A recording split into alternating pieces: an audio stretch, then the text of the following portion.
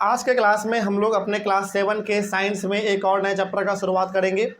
Chapter होगा fibre to fabric. इसके पहले हम लोग 2 चैप्टर को कंप्लीट कर चुके हैं अपने क्लास 7 के साइंस में, और आज हम लोग फाइनली एक नए चैप्टर पे आ चुके हैं। चैप्टर का नाम है फाइबर टू फैब्रिक। देखिए, चैप्टर में आगे बढ़ने से पहले हम लोगों को ये समझना पड़ेगा कि चैप्टर का मतलब क्या है और फाइबर और फैब्रिक का मतलब क्या है। समझिए, देखो, पहला बात तो ये आपको ध्यान रखना है कि इस पूरे चैप्टर में हम लोग बात करेंगे फाइबर और फैब्रिक के बारे में ही। लेकिन पहले आपको आगे बढ़ने से पहले ये समझना पड़ेगा कि आखिर फाइबर और फैब्रिक के बारे में बात करेंगे तो पहले ये समझो कि फाइबर होता क्या है, फैब्रिक होता क्या है। देखिए, सिंपल से समझिए, फाइबर वो चीज़ होता है जिससे पहले आपका धागा बनता है, इसको हम लोग यार्न या फिर थ्रेड भी बोल देते हैं। तो पहले आपका होता है फाइबर, फिर उससे बनता है आपका धागा यानी कि यार्न जिसको आप बोलते हैं, और फिर उससे बनता है आपका कपड़ा, और उसी कपड़े को हम लोग बोल देते हैं फैब्रिक। ध्यान रहेगा इतना। तो देखो, कोई भी जो कपड़ा बनता है ना, उसमें 3 चीज़ इन्वॉल्व है। पहला आपको लेना पड़ेगा फाइबर। अच्छा, ये फाइबर का एग्जाम्पल है जो हम लोग जाने, जैसे अपने बचपन वाले क्लास में पढ़ा होगा, हम लोग इसमें भी पढ़ेंगे कि जो कुछ कुछ जानवर के बाल का भी कपड़ा बनता है, जैसे सीप के बाल का, जिसको हम लोग भेड़िया बोलते हैं। और बताओ, 1-2 एग्जाम्पल आप लोग बताओ। सीप का हो गया, बकरी, गौट जानते हो? अरे गौट तो जानते हैं आप लोग, बकरी। याक भी जानते होंगे, वाइफ और याक हम लोग बचपन में पढ़ते थे। तो याक का भी जो बाल होता है ना, बहुत बड़ा बड़ा बाल होता है, तो उससे भी कपड़ा बनता है। तो वो जो बाल है ना, याक का बाल, फिर से सीप का बाल, वो एग्जाम्पल हो गया आपका फाइबर का। ठीक, कैमल का भी एग्जाम्पल हो गया हमारा, कैमल के बालों से भी कपड़ा बनता है, गर्मी वाला कपड़ा, जाड़ा वाला कपड़ा। तो वो जो बाल है ना, वो हो गया आपका फाइबर। उस बाल को फिर मशीन से जोड़ जोड़ के बनाया जाता है धागा। क्या बनेगा? धागा बनेगा, यानी कि यार्न बनेगा। एक बार धागा बन जाएगा यानी कि यार्न बन जाएगा, तो फिर उससे बनाया जाता है कपड़ा, बनाया जाता है जिसको हम लोग बोलते हैं फैब्रिक। तो किसी भी कपड़े को बनने के लिए सबसे पहले आपके पास क्या होना चाहिए? फाइबर होना चाहिए। फाइबर को फिर किस में कन्वर्ट करो? यार्न यानी कि धागा में, और फिर धागा से आप बनाओगे फैब्रिक यानी कि कपड़ा। सिंपल कहानी है, इतना ही सिंपल है। बस आगे बढ़ते हैं। उसी प्रकार से कॉटन, ये हम लोग कॉटन के कपड़े का एग्जाम्पल ले तो आपको पता होना चाहिए कि कॉटन का ना खेती होता है। हम लोग इस चैप्टर में भी बात करेंगे, कॉटन का क्या होता है? खेती होता है। तो जो कॉटन आप में लेके आया अपने खेत से, मतलब कि कॉटन जो आप खेत से लेकर आए, वो किसका एग्जाम्पल हो गया? फाइबर का। फिर कॉटन से क्या बनेगा? कॉटन का धागा बनेगा। फिर कॉटन के धागे से क्या बनेगा? कॉटन का कपड़ा बनेगा, यानी फैब्रिक बनेगा। तो ध्यान रखना है, फाइबर का मतलब हो गया वो चीज़ जिससे पहले बनाया जाएगा धागा, फिर धागा से बनाया जाएगा फैब्रिक। कोई दिक्कत नहीं इसमें। तो क्या फाइबर टू फैब्रिक चैप्टर का जो नाम वो समझ में आ गया? तो पहले क्या लेना है आपको? फाइबर। फाइबर से बनाना है धागा यानी कि थ्रेड यानी कि यार्न। थ्रेड बोलो, धागा बोलो, यार्न बोलो, सब सेम ही चीज़ है। और फिर उससे बनता है हमारा फैब्रिक यानी कि कपड़ा, क्लोथ। चलिए आइए थोड़ा सा हम लोग अपने इस चैप्टर पे आते हैं। इसके इंट्रोडक्शन का बात कर लेते हैं थोड़ा सा हम लोग। कुछ 3 पॉइंट इसका इंट्रोडक्शन दिया हुआ है।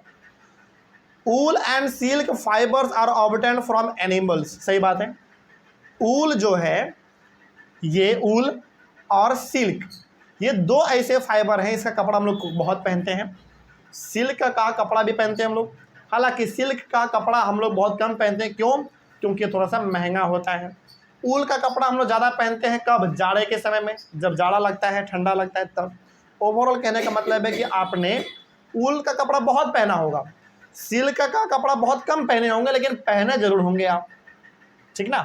सिल्क का कपड़ा इसलिए आप कम पहने होंगे क्योंकि क्या, ये थोड़ा सा महंगा मिलता है ना। तो सिल्क और ऊल, ये 2 ऐसे फाइबर हैं जो किससे मिलेंगे आपको? एनिमल से मिलेगा। ठीक है। जैसे एग्जांपल के तौर पे ऊल तो आपको सीप से भी मिल जाता है, याक से भी मिल जाता है, कैमल से भी मिल जाता है, गॉड से भी मिल जाता है। लेकिन सिल्क केवल और केवल किससे मिलता है? कौन बता सकता है? सिल्क वॉर्म से बनता है। सिल्क वॉर्म क्या होता है? छोटा सा इंसेक्ट होता है, कीड़ा होता है, उसी से सिल्क मिलता है। सोचो। और जो लोग सिल्क का कपड़ा बनाते हैं, जो उसका व्यापारी करते हैं, आप यकीन नहीं मानेंगे, वो आदमी उस छोटे छोटे कीड़े को पालता है अपने यहाँ पे। उसका अलग सेटअप होता है पालने का, क्योंकि वो कीड़ा क्या देगा, क्या प्रोड्यूस करेगा? सिल्क प्रोड्यूस करेगा। और वो सिल्क का कपड़ा जब बनता है तो बहुत महंगा होता है। आप यकीन मानिए सबसे ज़्यादा मेहनत यदि किसी कपड़े को बनाने में लगता है तो सिल्क का कपड़ा बनाने में लगता है, क्योंकि पहले आप छोटे छोटे कीड़े को पालेंगे, उसको अच्छे से रखेंगे, है ना, वो जो सिल्क प्रोड्यूस करेगा उसको इकट्ठा करेंगे हल्का हल्का हाथों से, फिर उससे धागा बनाएंगे एकदम नाजुक हाथों से, टूट ना जाए, फिर उस धागे से आप सिल्क का कपड़ा बुनाई करेंगे। बहुत मेहनत लगता है इसमें, इसीलिए सिल्क का कपड़ा यदि आप मार्केट में जाओगे खरीदने के लिए तो बहुत महंगा मिलता है, बहुत महंगा मिलता है। हाँ, मतलब जो लोग शौकीन आदमी है ना, जो कि पुराने ज़माने के लोग हैं, और पुराने ज़माने के लोगों को सिल्क का कपड़ा पसंद ज़्यादा आता है। क्यों?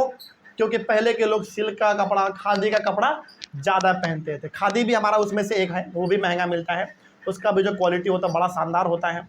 तो खादी का कपड़ा, कॉटन का कपड़ा, और सबसे ज़्यादा इम्पोर्टेंट सिल्क का कपड़ा, ये सब ऐसे कपड़े हैं जो कि बहुत महंगा मिलता है। लेकिन हमारे इंडिया में आज भी बहुत पुराने लोग हैं, बहुत बूढ़े पुराने लोग हैं जो कि सिल्क के कपड़े का बहुत शौकीन आदमी है ना, वो लोग पहनते हैं। खैर आगे बढ़ते हैं। तो ऊल और सिल्क ऐसा दो फाइबर है जो कहाँ से मिलेगा आपको? एनिमल से मिलेगा। ठीक है, अगला। अच्छा, यहाँ पे सवाल है कि सर सिल्क तो इंसेक्ट से मिलता है, उसको आप एनिमल कैसे कह सकते हैं? साइंस में उसको एनिमल ही माना जाता है, साइंस में उसको एनिमल ही हम लोग मान लेते हैं। ठीक है, अगला। Wool is obtain from the fleece, fleece का मतलब होता है हेयर यानी कि बाल, ऑफ सीप और याक। सीप हो गया, याक हो गया, इतना ही नहीं, उसके बाद थोड़ा सा और आप बात करें तो आपका फिर से गोट हो गया, है ना, ये सब से आपको मिल जाएगा ऊल। फिर सवाल है कि फाइबर कहाँ से मिलेगा भाई, सॉरी सिल्क कहाँ से मिलेगा? Silk fibres come from cocoons of silk moth. मतलब इसके बारे में हम लोग आगे भी डिस्कस करेंगे कि सिल्क किस तरीके से प्रोड्यूस होता है, इसका लाइफ साइकिल किस तरीके से होता है। यानी कि छोटा छोटा सिल्क वॉर्म होता है जो कि प्रोड्यूस करता है सिल्क, उस सिल्क को हम लोग कहते हैं शुरुआती स्टेज में कहते हैं कुकुन। इतना समझ में नहीं आ रहा ना, तो सिंपल सा आपको समझना है क्योंकि आगे हम लोग डिस्कस करने वाले हैं। इतना समझिए कि सिल्क का जो उत्पादन करता है वो कौन करता है? छोटा सा कीड़ा जिसका नाम क्या है? सिल्क वॉर्म, बस। ठीक है, ये कुकुन क्या है, सिल्क मॉथ क्या है, ये आपको अभी समझ में नहीं आएगा, इसके बारे में हम लोग आगे पढ़ेंगे, इसके लाइफ साइकिल के बारे में डिस्कस करेंगे ना, तो वहाँ पे आपको कुकुन भी समझ में आएगा और सिल्क मॉथ भी समझ में आएगा। तो अभी फिलहाल समझना है कि सिल्क कौन प्रोड्यूस करेगा? सिल्क वॉर्म करेगा, जो कि कैसा होता है? छोटा सा कीड़ा होता है, बस इतना ध्यान रखना है आपको अभी। बस आगे बढ़ते हैं। ये हो गया हमारा इस चैप्टर का छोटा सा इंट्रोडक्शन। नेक्स्ट हम लोग बात करेंगे ऊल के बारे में। उसके बाद हमारा ऊल है, फिर से एनिमल्स दैट यील्ड ऊल है, उसके बाद फिर फाइबर्स, फ्रॉम फाइबर्स टू ऊल है, फिर प्रोसेसिंग फाइबर्स इनटू, बहुत सारे टॉपिक हैं, तो एक एक करके हम लोग इसको डिस्कस करते हैं। आइए टॉपिक का शुरुआत हम लोग कर देते हैं। ऊल शुरू किया जाए।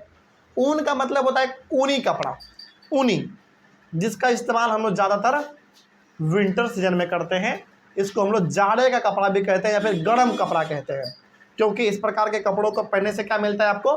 गर्मी मिलता है जाड़े के समय में। जैसे आपका स्वेटर, मफलर, जैकेट, आपने बहुत सारे स्वेटर, मफलर, जैकेट, शॉल वगैरह पहने होंगे, ओढ़े होंगे, जो कि ऊल का बना होता है। और यदि प्योर ऊल का है तब तो फिर उसका बात ही अलग है, बहुत गर्मी पैदा करता है वो। आइए शुरू करते हैं क्या लिखा हुआ। सबसे पहला पॉइंट इसमें, ऊल comes from sheep, goat, yak and some other animals. Wool किससे किससे मिल सकता है? ऊल भेड़िया से मिलता है, बकरी से मिलता है, याक से मिलता है, और भी यदि कोई जानवर है जिसके बॉडी पे लंबे लंबे बाल उगते हैं, पाए जाते हैं, तो उससे भी ऊल निकाला जाता है, काट लिया जाता है बेसिकली, और फिर उसको धागा बना के फिर उसका कपड़ा बनाया जाता है। कपड़ा मतलब स्वेटर, जैकेट वगैरह ये सब।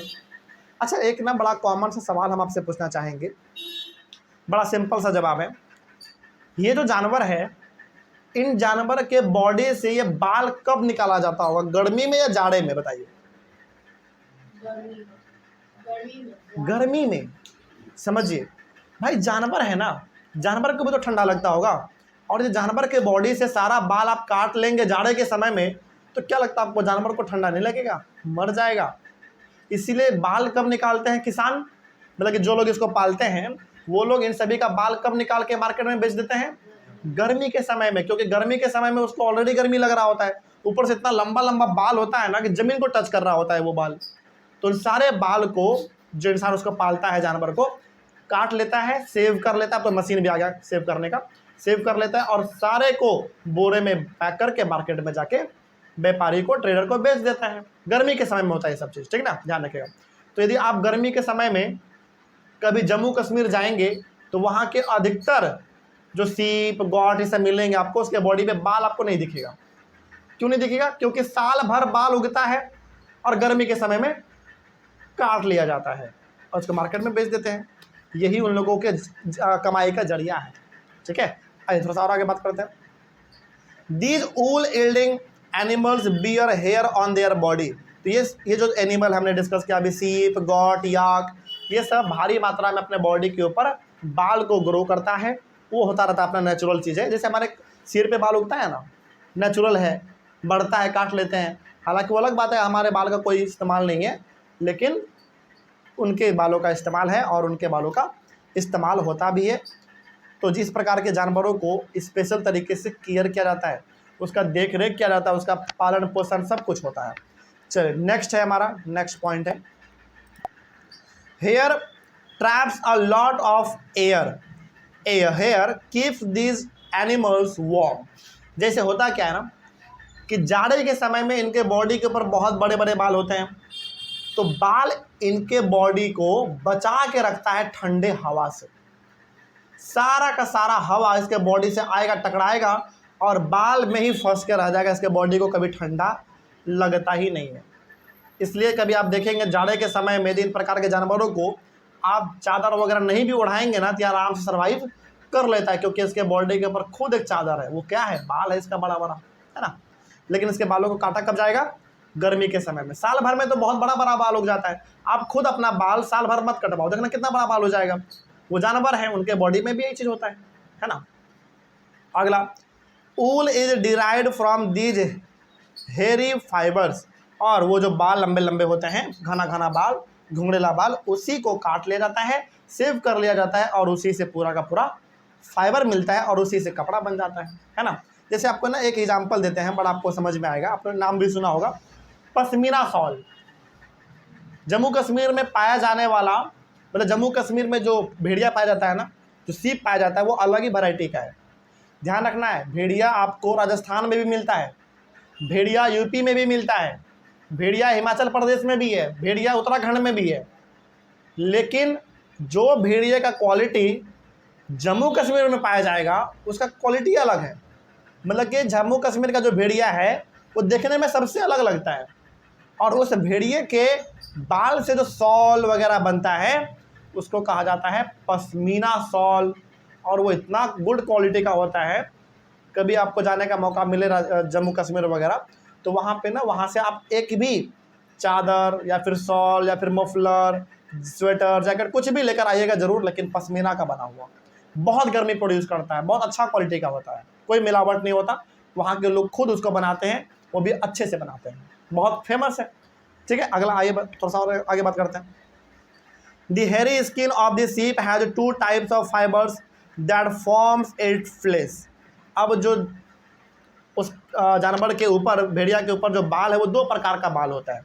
और वो 2 प्रकार का बाल कैसा है समझो। First, the coarse beard hair, and second the fine soft under hair close to the skin. देखो 2 प्रकार का बाल है। सबसे पहला वो बाल जो कि आपको दिख रहा है नज़र से, और दूसरा वो बाल जो कि आपको दिख नहीं रहा है, लेकिन वो अंदर क्या हो चुका है, लंबे लंबे बालों से ढका हुआ है। तो जो बाहर वाला बाल होता है ना, वो कोर्स बियर्ड हेयर होता है। कोर्स बियर्ड हेयर का मतलब हुआ वो थोड़ा सा खुरदरा टाइप होता है, वो थोड़ा सा अजीब प्रकार का होता है, मतलब वो देखने में उतना सुंदर नहीं लगता है बाहर का बाल। लेकिन जो अंदर वाला बाल है, जो कि आप देख नहीं पाते खुले आंखों से, वो क्या होता है, बड़ा सॉफ्ट होता है। समझिए, एक भेड़िया है, उसके बॉडी के ऊपर लंबे लंबे बाल होंगे, तो जो बाहर का बाल होता है ना, वो बड़ा खराब दिखने में लगता है, बड़ा गंदा लगता है दिखने में। लेकिन जो अंदर का बाल होता है बड़ा सॉफ्ट होता है, बड़ा चिकना होता है, अच्छा लगता है देखने में, वो सॉफ्ट होता है। 2 प्रकार का बाल हो गया। कोर्स बियर्ड हेयर का मतलब हो गया बाहर वाला, और सेकेंड है soft fine under hair close to the skin, जो कि स्किन के बिल्कुल नज़दीक होता है, जो कि ढका हुआ होता है अंदर, वो आपका हो गया सॉफ्ट वाला बाल। तो the fine hair provides the fibres for wool making. तो 2 प्रकार के बाल हैं, एक बाहर वाला जो कि थोड़ा सा क्वालिटी से ख़राब हो चुका है, और एक अंदर वाला जिसका क्वालिटी थोड़ा सा बढ़िया है, तो इसका मतलब आप समझ सकते हैं कि जो जाड़ा का कपड़ा बनेगा वो भी 2 क्वालिटी का बनेगा। एक क्वालिटी का जो बनेगा वो थोड़ा सा खराब क्वालिटी का कपड़ा बनेगा, जो बाहर वाला बाल था उसका क्वालिटी कैसा है, खराब है, तो उससे जो कपड़ा भी बनेगा, जो से स्वेटर वगैरह बनेगा, वो कैसा क्वालिटी का होगा, थोड़ा सा लो क्वालिटी का होगा। लेकिन जो अंदर वाला बाल था वो थोड़ा सा सॉफ्ट है, तो उसका जो कपड़ा बनेगा वो कैसा होगा, वो थोड़ा सा अच्छा क्वालिटी का होगा, वो थोड़ा सा महंगा बिकेगा, है ना। तो भेड़िया के ऊपर 2 प्रकार का बाल होता है और दोनों प्रकार के बालों से कपड़ा बनता है। बस फ़र्क ये है कि जो बाहर का जो बाल होता है वो थोड़ा सा ख़राब क्वालिटी का होता है, तो उसका कपड़ा भी जो बनता है वो थोड़ा सा लो क्वालिटी का बनता है।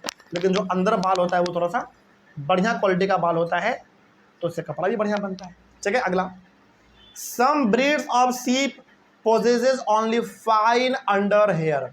कुछ ऐसे भी भेड़िया होता है, कुछ ऐसे भी सीप होते हैं जिनके बॉडी के ऊपर केवल सॉफ्ट बाल होगा, केवल अच्छा वाला ही होगा, खराब नहीं होगा कभी, ऐसा भी भेड़िया होता है। अगला हमारा है सेलेक्टिव ब्रीडिंग। ये सेलेक्टिव ब्रीडिंग क्या होता है समझिएगा ध्यान से, बहुत इंपॉर्टेंट है।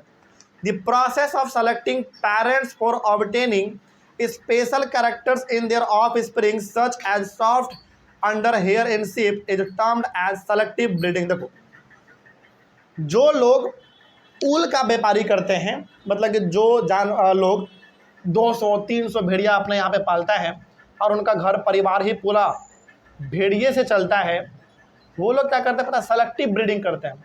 सेलेक्टिव ब्रीडिंग का मतलब हो गया कि वो ऐसा भेड़िया पालेगा ही नहीं जिस भेड़िए का बाल का क्वालिटी क्या हो जाता है बाद में खराब हो जाता है। क्योंकि देखो, उस भेड़िए को आप बहुत खिला रहे हैं, पिला रहे हैं, लेकिन वो बाल कैसा प्रोड्यूस कर रहा है, लो क्वालिटी का, तो क्या लगता है किसान को जो उसको पालेगा उसको फायदा होगा, प्रॉफिट होगा? नहीं, मार्केट में लो क्वालिटी का जो बाल होगा ना उसका प्राइस भी लो मिलेगा।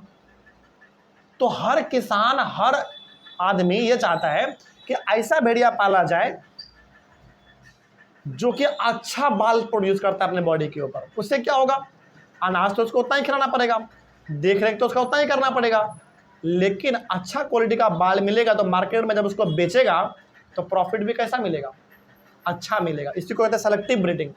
सेलेक्टिव ब्रीडिंग का मतलब सेलेक्ट करना, चूज करना कि कौन सा हमको जानवर पालना है, यानी कि कौन सा भेड़िया हमको पालना है। तो ऑब्वियस सी बात है, हर इंसान जो मार्केटिंग वगैरह करता है, जो व्यापारी करता है इस चीज़ का, वो कैसा भेड़िया पालना चाहेगा बताओ, अच्छा या खराब वाला? अच्छा वाला। हमारे इंडिया में आप याद रखिए, इंडिया में हर जगह भेड़िया पाया जाता है। यूपी में नहीं, बिहार में नहीं, यूपी में, हरियाणा में, राजस्थान में, हर जगह पे कहीं ना कहीं पे थोड़ा भेड़िया ज़्यादा पाया जाता है तो कहीं पे कम पाया जाता है, लेकिन अधिकतर स्टेट में आपको भेड़िया मिल जाएगा, सीप मिल जाएगा। लेकिन हर भेड़िया का जो क्वालिटी का बाल है वो क्या है, अलग अलग है। लेकिन जिस परिवार का घर ही भेड़िए से चलता है, उसके बालों को निकालना, मार्केट में बेचना, प्रॉफिट कमा के अपना घर परिवार चलाना, तो वो लोग चाहेगा कि भाई भेड़िया पालना ही है तो अच्छा भेड़िया पालो यार, क्योंकि मार्केट में बेचने से कुछ प्रॉफिट भी तो अच्छा हो जाए। इसी को कहते हैं सेलेक्टिव ब्रीडिंग, याद रहेगा। चलिए, ये टॉपिक हमारा कंप्लीट हुआ। नेक्स्ट टॉपिक है एनिमल्स दैट यील्ड ऊल, यानी कि ऐसा जानवर जो कि ऊल प्रोड्यूस करता है। इसके बारे में हम लोग अपने नेक्स्ट क्लास में डिस्कस करेंगे, यहाँ तक कोई दिक्कत नहीं है।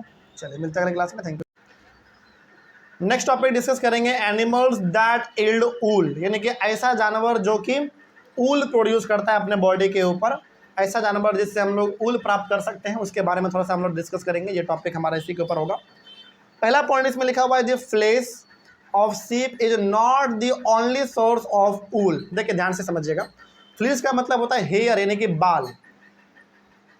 सीप का जो बाल होता है, यानी कि जो सीप होता है ना, उसका इस्तेमाल हम लोग केवल बाल निकालने के लिए नहीं करते हैं, समझिएगा ध्यान से। भेड़िया से जो हम लोगों को मिलता है वो बाल मिलता है, उससे कपड़ा बनता है, ऊनी कपड़ा, गर्म कपड़ा, ये सही बात है। लेकिन भेड़िया केवल बाल ही नहीं प्रोड्यूस करता है। आपको जानकर बड़ी हैरानी होगी कि जहाँ जो लोग भेड़िया पालते हैं ना, वो लोग भेड़िए का दूध भी इस्तेमाल करते हैं। जैसे हमारे बिहार में देखे, हम लोग बिहार में हैं, तो बिहार में देखा जाए तो बिहार में आप दूध किसका इस्तेमाल करते होंगे, भैंस का, गाय का, कुछ लोग बकरी का भी इस्तेमाल करते हैं। लेकिन जैसे आप जम्मू कश्मीर जाएंगे, मतलब ऐसे इलाके में जाएंगे जो कि लोग भेड़िया पालते हैं, तो वो लोग भेड़िए का दूध ज़्यादा इस्तेमाल करते हैं, गाय का नहीं, भैंस का नहीं, क्योंकि वहाँ पे गाय भैंस बहुत कम पाया जाता है, बल्कि सीप बहुत पाया जाएगा, गाय भैंस बहुत कम। और भेड़िया भेड़ बहुत ज़्यादा पाया जाएगा, तो वो लोग दूध जो इस्तेमाल करते हैं वो भेड़ का इस्तेमाल करते हैं, भेड़िया का इस्तेमाल करते हैं। ठीक, तो बताइए जो सीप है उससे केवल बाल हम लोगों को मिलता है या कुछ और भी मिलता है? अरे दूध भी मिलता है भाई, तो इससे घर परिवार भी चलता है लोगों का। ठीक है, अगला, yak wool is common in Tibet and Ladakh. Tibet का बात करें, लद्दाख का बात करें, हालांकि तिब्बत हमारे इंडिया का पार्ट नहीं है आज, तिब्बत हो गया, लद्दाख हो गया, लद्दाख हमारे इंडिया का पार्ट है, जम्मू कश्मीर में पड़ता है। तो तिब्बत, लद्दाख, इन सब जगह पे याक का जो ऊल होता है ना बड़ा फेमस है, याक का ऊल, और याक के ऊल से ही यहाँ पे कपड़ा बनता है और बड़ा शानदार कपड़ा बनता है, जाड़ा का बड़ा अच्छा कपड़ा होता है। मतलब कभी यदि आपको जम्मू कश्मीर साइड जाना पड़े या फिर लद्दाख जाना पड़े तो वहाँ का ना आप कुछ खरीद के लाना नहीं लाना वो अलग बात है, लेकिन गर्म कपड़ा जरूर खरीद के लेकर आना, क्योंकि वहाँ पे बड़ा अच्छा क्वालिटी का मिलता है, वो फेमस ही उस चीज़ के लिए है। ठीक है, अगला, angora wool is obtained from angora goats founded in hilly region such as Jammu and Kashmir. Jammu Kashmir में ना एक अलग ही प्रकार का बकरी पाया जाता है, उस बकरी का नाम होता है अंगोरा गॉड्स। अंगोरा गॉड्स यानी कि जम्मू कश्मीर में अलग ही प्रकार का एक बकरी पाया जाता है, बकरी का नाम है अंगोरा गॉड्स, और उस बकरी के ऊपर जो बाल पाया जाएगा उस बाल का, उस ऊल का जो नाम है वो है अंगोरा ऊल, और ये ज़्यादातर आपको मिल जाएगा जम्मू कश्मीर वाले इलाके में। मतलब कि जम्मू कश्मीर वाले इलाके में अंगोरा गॉड्स पाया जाता है, लोग उसको पालते हैं, देख रेख करते हैं उसका, और उस बकरी के ऊपर जो बाल पाया जाता है, जो बाल उगता है वो अंगोरा ऊल होता है, और उस अंगोरे ऊल से अच्छा अच्छा कपड़ा बनाया जाता है, जाड़ा वाला, गर्मी वाला कपड़ा, मतलब कि जो आप ठंडे में पहन सकते हैं। Wool is also obtain from goat hair. Goat hair मतलब छोटा मोटा जो नॉर्मल मामूली जो बकरी है उसके बालों से भी हम लोग ऊल प्राप्त करते हैं, यानी कि बाल प्राप्त करते हैं और उससे भी कपड़ा बनाते हैं। ठीक है, the under fur of Kashmir goat is soft. Kashmir में पाया जाने वाला जो बकरी है, एग्जाम्पल के तौर पे अंगोरा गॉट, इन सब का जो अंदर वाला पार्ट होता है ना, मतलब कि जो बकरी पाया जाता है अंगोरा गॉट जम्मू कश्मीर वाले इलाके में, वो बाल का जो अंदर वाला पार्ट होता है ना बड़ा सॉफ्ट होता है, और उस बाल सॉफ्ट है तो उससे जो कपड़ा बनेगा वो भी सॉफ्ट बनेगा, और ऑब्वियसली बात उसका प्राइस महंगा होगा, सिंपल सी बात है। अगला, it is woven into fine souls called pashmina souls. समझिए ध्यान से आप, ये जो अंगोरा गॉड्स है जो कि जम्मू कश्मीर में पाया जाता है, इसके बालों से क्या बनाया जाता है? पश्मीना सॉल बनाया जाता है, और यही पश्मीना सॉल के बारे में हम डिस्कस कर रहे थे कि यही पश्मीना सॉल जम्मू कश्मीर में आप जाएंगे तो पश्मीना सॉल इतना मतलब महंगा तो मिलेगा, लेकिन बड़ा अच्छा क्वालिटी का होता है, बड़ा गर्मी प्रोड्यूस करता है, ये बहुत अच्छा होता है। दी फर, फर का मतलब ये हेयर ही होता है, बाल ही होता है। The fur on the body of camels is also use as wool, यानी कि कैमल के ऊपर, ऊँट के ऊपर जो बाल होता है उसका इस्तेमाल भी हम लोग, उस ऊल यानी कि उस बाल का भी इस्तेमाल हम लोग कपड़े को बनाने के लिए इस्तेमाल करते हैं। मतलब कि उसके बाल को भी हम लोग ऊल के कैटेगरी में ही रखते हैं, और उसके बालों से भी गर्म कपड़ा बनाया जाता है। उसके बाद है llama and alpaca found in South America also yield wool. Llama और अल्पाका ये दो ऐसे जानवर हैं जो कि साउथ अमेरिका में पाया जाता है, और वहाँ पे इन दोनों जानवरों से भी बाल निकाल के अच्छा गर्म का कपड़ा वहाँ पे बनाया जाता है।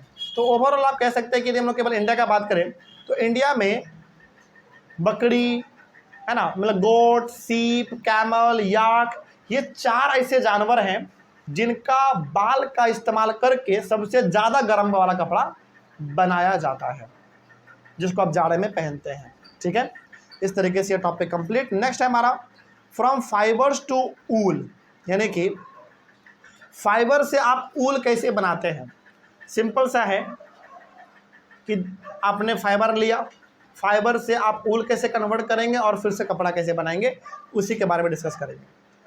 तो हम लोग इसके बारे में बात करेंगे। रियरिंग एंड ब्रीडिंग ऑफ सीप, मतलब कि भेड़िया को किस तरीके से, रियर का मतलब पालना और ब्रीड का मतलब उसका जनसंख्या बढ़ाना, उसको आगे, उसके जनरेशन को आगे बढ़ाना।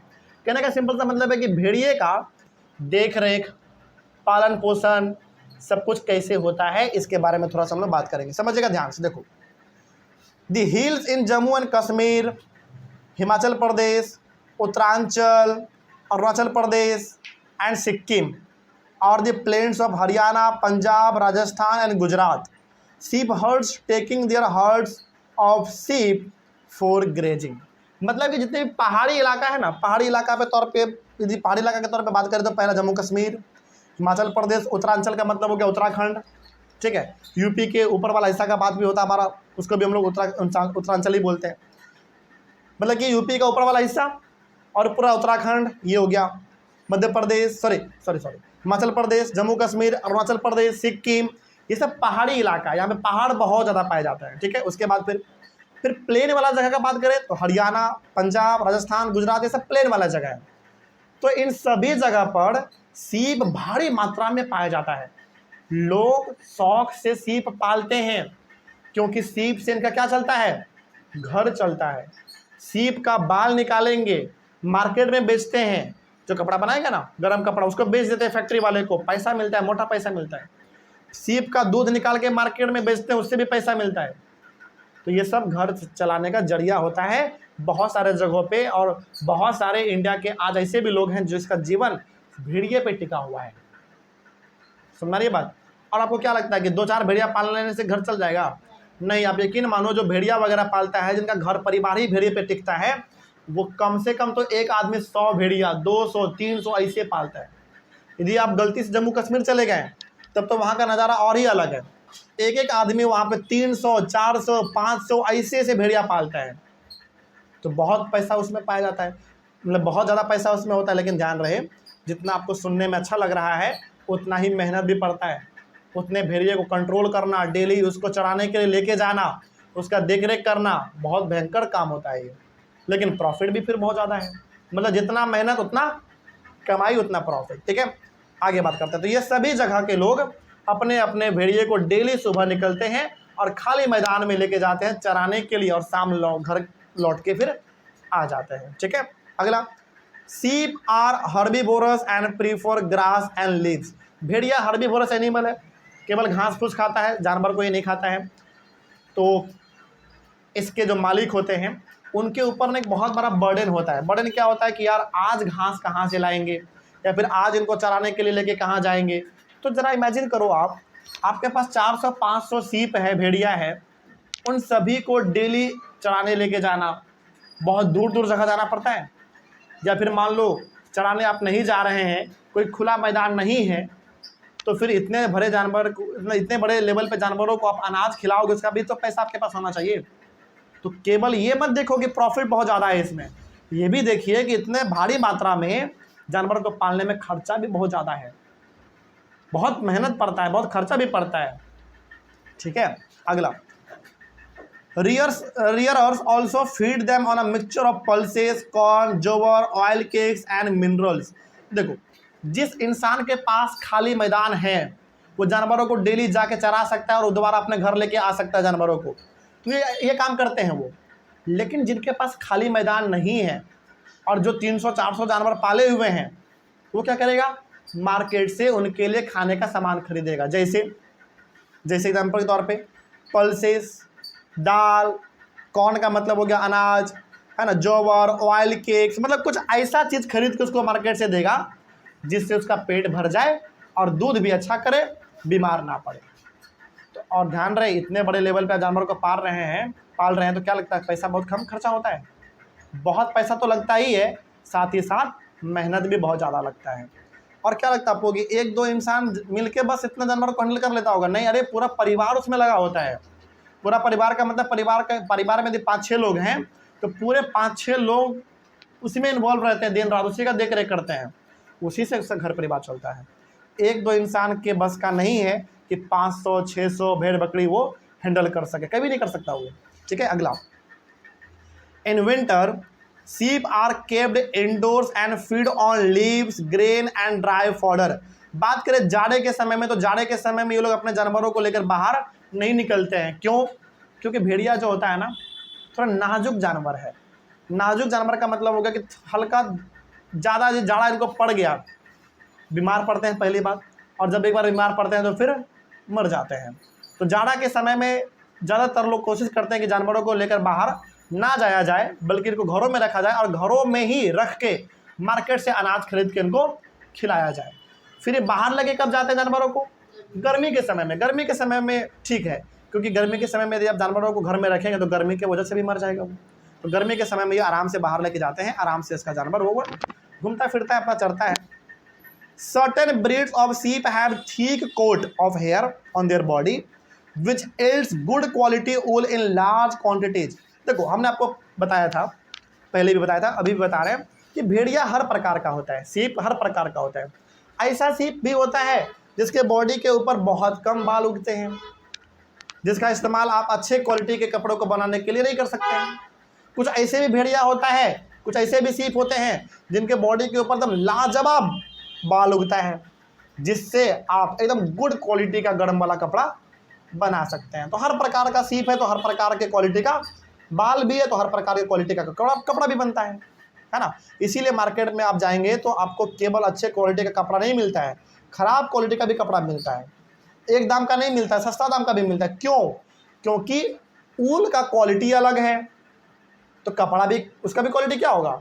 अलग होगा, तो प्राइस भी अलग होगा। सिंपल। तो मार्केट में आपको दोनों प्रकार का चीज़ मिल जाता है, खराब क्वालिटी का भी और गुड क्वालिटी का भी। अगला, once the reared sheep have developed a thick growth of hair is shaved off for getting wool. तो एक बार जब भेड़िए के बाल, जब भेड़िए के बॉडी के ऊपर जब एक बार बाल पूरी तरीके से उग जाता है, ग्रो कर जाता है, तो उसका जो मालिक होता है सारे भेड़िए को लिटा के उसका बाल सेव कर लेते हैं। पहले कैंची से काटा जाता था, अब मशीन आ गया है, जैसे ट्रिमर आ गया ना हमारे बालों को काटने के लिए, उसी प्रकार से उनका ट्रिमर अलग आता है, क्योंकि उसका बाल थोड़ा सा मोटा होता है हमारे बालों से, तो उसका ट्रिमर अलग आता है। तो ट्रिमर से वो पूरा बाल सेव कर देते हैं और फिर सारे बाल को बोरी में पैक करके मार्केट में जाके व्यापारी को बेच देता है। अच्छा खासा प्रॉफिट होता है इससे, ध्यान रखिएगा। तो इस तरीके से ये पूरा पालन पोषण देख रेख, उससे प्रॉफिट कमाना, सब कुछ ऐसा चलता रहता है। नेक्स्ट हम लोग डिस्कस करेंगे प्रोसेसिंग फाइबर्स इनटू ऊल, यानी कि फाइबर को ऊल कैसे कन्वर्ट, फाइबर से ऊल में कैसे कन्वर्ट किया जाता है फाइबर को, ये हम लोग डिस्कस करेंगे अगले क्लास में। मिलते हैं अगले क्लास में। Thank you very much. Chapter को आगे बढ़ाएंगे और आज एक नए टॉपिक का और शुरुआत करेंगे। टॉपिक का नाम है प्रोसेसिंग फाइबर्स इनटू ऊल। इस टॉपिक में हम लोग ये देखने वाले हैं कि फाइबर से ऊल कैसे बनता है। पिछले क्लास में हम लोगों ने ये डिस्कस किया था कि ऊल जो है हम लोगों को अलग अलग प्रकार के जानवरों से मिल जाता है, गोट, सीप, है ना, कैमल, याक, इन प्रकार के जानवरों के बालों से हमारा कपड़ा वगैरह बनाया जाता है। तो अब हम लोग इसमें ये देखेंगे कि फाइबर से ऊल कैसे बनाया जाता है। ठीक है, आइए शुरू करते हैं। पहला इसमें जो, हालांकि इसमें स्टेप लिखा हुआ है, स्टेप 1 स्टेप 2, इस तरीके से इसको हम लोग पढ़ेंगे तो समझ में ज़्यादा आएगा, लेकिन उसके पहले भी एक पॉइंट लिखा हुआ है, पहले उसको पढ़ते हैं फिर समझ में आएगा ज़्यादा।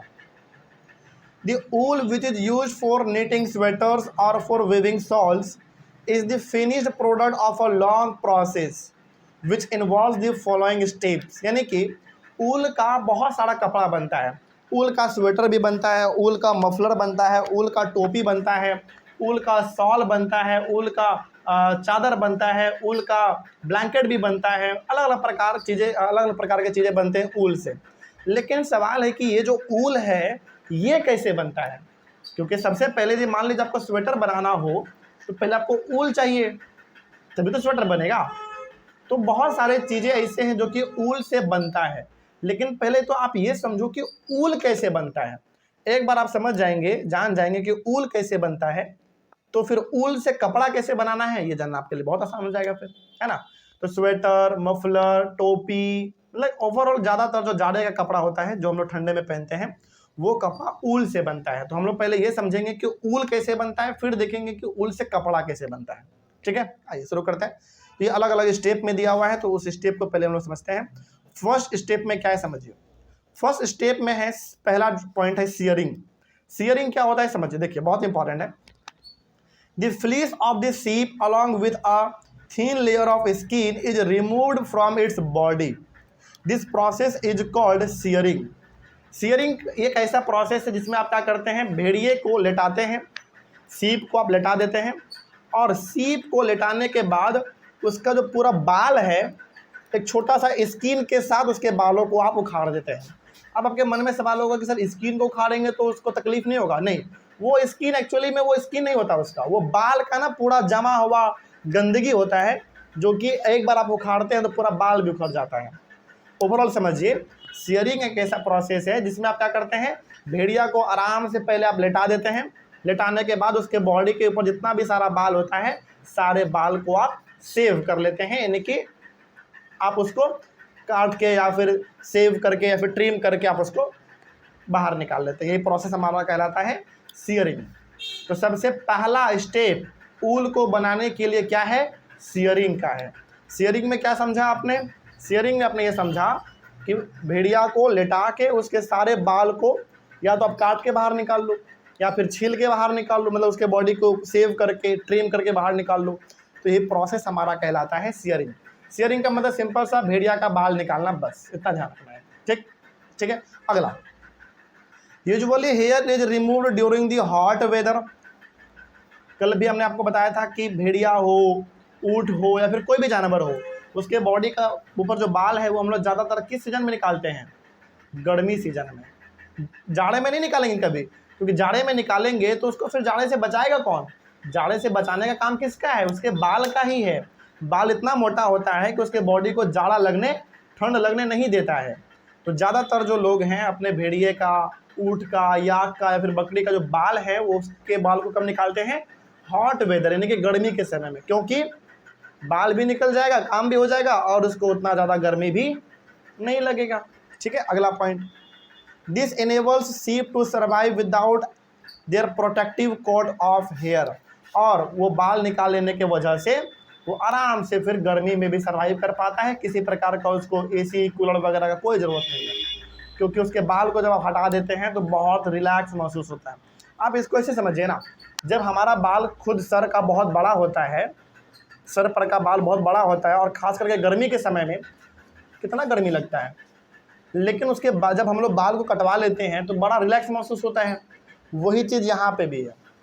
भेड़िया जो सीप वगैरह होता है उसके बालों को जब गर्मी के समय में सेव कर लिया जाता है, पूरे तरीके से ट्रिम कर लिया जाता है, तो वो आराम से सर्वाइव कर पाता है, उसको कोई तकलीफ गर्मी में नहीं होता है। ठीक है। अगला, the hair provides woollen fibres. और उसके जो ऊल हैं, सॉरी उसके जो बाल हैं, उस बाल से हमको प्राप्त होगा वूलन फाइबर्स। मतलब कि उसी बाल से बनने वाला है क्या, वूलन कपड़ा, यानी कि जाड़ा वाला कपड़ा। लेकिन अभी नहीं, अभी और भी 4 स्टेप बाकी है।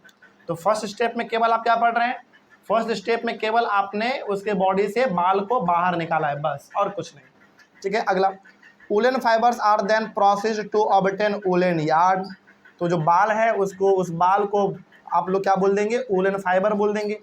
फिर उस वूलन फाइबर को प्रोसेस करके बनाया जाएगा वूलन यार्न, यानी कि फाइबर से हमने बताया था ना, सबसे पहले आपको मिलेगा फाइबर, फाइबर से बनेगा यार्न यानी कि धागा, और फिर बनेगा जाके फैब्रिक यानी कि कपड़ा। तो पहला आपने भेड़िया के बॉडी पर से बाल निकाल लिया, वो हो गया आपका वूलन फाइबर। क्या हो गया, वूलन फाइबर। अब उस वूलन फाइबर से क्या बनने वाला है, वूलन यार्न बनेगा यानी कि धागा बनेगा। अब क्या होगा, shearing does not hurt this sheep. अच्छा, थोड़ा सा और आगे बात कर लेते हैं। पहले जब हम लोग भेड़िया के बॉडी से जब बाल को बाहर निकाल रहे होते हैं ट्रिम करके, तो उसको क्या किसी प्रकार का तकलीफ होता होगा, नहीं, तकलीफ नहीं होता, क्योंकि आप केवल उसके बाल को निकाल रहे हैं, आप उसको हानि नहीं पहुंचा रहे हैं, उसको आप चोट नहीं पहुंचा रहे, तो केवल आप उसके बाल को बाहर निकाल रहे हैं, है ना, कोई दिक्कत नहीं होता उसको। The upper most layer of the skin is dead. और भेड़िया के ऊपर का जो स्किन होता है, एक छोटा सा बड़ा पतला सा बाल होता है, बहुत पतला सा, मतलब बाल नहीं, बहुत पतला सा स्किन होता है, वो डेड स्किन होता है। मतलब कि यदि आप उसको उखाड़ भी देंगे यदि भेड़िए के बॉडी पर से, तो उसको कोई फ़र्क नहीं पड़ता है। बहुत सारे लोग 2 तरीके से बाल निकालते हैं भेड़िया के ऊपर से, ध्यान रखिएगा। बहुत सारे लोग क्या करेंगे, भेड़िया को लटाएंगे और उसके बाल को ट्रिम कर लेंगे, सारे बाल को सेव कर लेंगे वो, ठीक। और बहुत सारे लोग क्या करते हैं, भेड़िया को लेटा के ऊपर का जो स्किन होता है ना, उसका सबसे ऊपर वाला स्किन जो कि डेड होता है, जिसको उखाड़ देने से भी उसको कोई हानि नहीं पहुंचता है, तो बहुत सारे लोग उसके स्किन को उखाड़ लेते हैं। ट्रिम भी करने का जरूरत नहीं पड़ा, स्किन को उखाड़ने से पूरा बाल भी उखड़ गया, समझ में नहीं बात। और फिर वो नया स्किन फिर वहाँ पे आएगा और फिर नया बाल भी आ जाएगा, मतलब उसको उससे कोई तकलीफ नहीं होता है। हमारे बॉडी के स्किन को आप उखाड़ोगे तो सोचो कितना खून निकलेगा, कितना तकलीफ होगा, लेकिन उसको ऐसा कुछ नहीं होता है, क्योंकि उसके ऊपर एक एक्स्ट्रा लेयर होता है स्किन का, जो कि बहुत पतला होता है, वो डेड होता है, मरा होता है वो स्किन, उसको उखाड़ देने से कोई फ़र्क उसको नहीं पड़ता। तो दो तरीके से लोग उसके बालों को बाहर निकालते हैं। अगला, also the hair of sheep grows again, और दोबारा बाल को निकालने के बाद कुछ महीने के बाद फिर दोबारा उसके बॉडी पे बाल आ जाता है, फिर अगले बार भी बार बार ये निकालते रहते हैं। मतलब कि साल में एक बार तो कम से कम आदमी भेड़िए की बॉडी से बाल निकाल ही लेते हैं। समझना ये बात। तो फर्स्ट स्टेप जो हमारा है ऊल से फाइबर से ऊल बनाने का पहला स्टेप है हमारा सियरिंग। सियरिंग में केवल आपको ये ध्यान रखना है कि ये एक ऐसा प्रोसेस है और ये एक ऐसा पहला प्रोसेस है, पहला स्टेप है जिसमें केवल आप भेड़िया के बालों को बाहर निकालेंगे। भेड़िया के बॉडी से भेड़िया के बाल जो है उसको आप बाहर निकालेंगे। अच्छा, यहाँ पे ना एग्जांपल सीप का दिया गया है, तो केवल सीप ही इसमें हो सकता है, नहीं गॉट भी हो सकता है, याक भी हो सकता है, कैमल भी हो सकता है। तो पहले स्टेप में आपको जानवर के बॉडी के ऊपर से बाल को बाहर निकाल लेना है, या तो ट्रिम करके निकाल लो, या फिर सेव करके निकाल लो, या फिर काट के बाहर निकाल लो, जैसे मन करे आपको वैसे निकाल लो। ये हो गया हमारा पहला स्टेप। चलिए डिस्कस करते हैं अब हम लोग सेकेंड स्टेप। सेकेंड स्टेप में आप क्या करेंगे? सेकेंड स्टेप में हम लोग को करना पड़ता है स्कोरिंग। क्या करेंगे? स्कोरिंग। स्कोरिंग क्या होता है समझिए। The sheared skin with hair is thoroughly washed in tanks to remove grease, dust and dirt. This is called scouring. अब देखो होता क्या है, भेड़िया है, अच्छा जैसे हम ह्यूमन बींग हैं, तो हम ह्यूमन बींग रेगुलरली नहाते भी हैं, अपने बॉडी का ख्याल रखते हैं, साफ सफाई पे ध्यान देते हैं। भेड़िया उतना ज़्यादा अपने बॉडी पे ध्यान नहीं देता है, और ख़ास करके जो इंसान 400-500 सीप पालता है वो भी उसके ऊपर उतना नहलाने में, उसके बाल का केयर करने में उतना ध्यान नहीं देता है। तो होता क्या है, भेड़िया का बाल बहुत बड़ा बड़ा होता है, तो उसका जो स्किन होता है ना, उसमें बहुत धूल जमा हो जाता है, मिट्टी जमा हो जाता है, गंदगी जमा हो जाता है, और जब उसके बाल को बाहर निकालते हैं तो उस सब बाल किस में मतलब सारा धूल मिट्टी किस में चिपका हुआ है? बाल में चिपका हुआ है। तो पहला सियरिंग में आपने क्या किया, उसके स्किन से हेयर को आपने बाहर निकाल लिया। अब वो जो बाल आपने बाहर निकाला, उस बाल में बहुत गंदगी प्रेजेंट है, धूल मिट्टी बालू कीचड़ बहुत कुछ प्रेजेंट है। भेड़िया आप देखते हो कहीं भी लेट जाता है, कहीं भी रगड़ खा लेता है ना, कहीं भी अपने शरीर को रगड़ने लगता है, तो वो सब धूल मिट्टी बालू कहाँ आएगा? उसके बॉडी में ही चिपकेगा। तो स्कोरिंग में आप क्या करेंगे, उस बाल को जो आपने काटा था, जो बाल को आपने बाहर निकाला था, उन सारे बाल को आप टैंक में डाल के क्या कर लेंगे, धोएंगे अच्छी तरीके से, साफ करेंगे, ताकि सारा धूल मिट्टी बालू जो भी है क्या हो जाए, साफ हो जाए, और बाल आपको बिल्कुल फ्रेश वाला मिल जाए। तो पहला स्टेप में बाल को बाहर निकालना है उसके बॉडी से, ट्रिम करके या फिर शेव करके, जैसे भी। अब दूसरे स्टेप में उस बाल को जो आपने बाहर निकाला, उस बाल में धूल मिट्टी गंदगी प्रेजेंट है, अब आप उसको टैंक में साफ करेंगे। तो ये प्रोसेस क्या कहलाएगा? स्कोरिंग कहलाएगा। क्या कहलाएगा? स्कोरिंग कहलाएगा। तो स्कोरिंग में आप उस बाल को साफ कर रहे, धो रहे हैं, उसको चिकना रहे हैं आप। थर्ड स्टेप में क्या करना है, after scouring sorting is done, the hairy skin is sent to a factory where hair of different textures is separated और सॉर्टेड। अब आपने बाल भी निकाल लिया है, बाल को आपने धो भी लिया है, अब इन सारे बालों को पहुंचा दिया जाएगा कहाँ? फैक्ट्री में। कहाँ पहुंचा दिया जाएगा?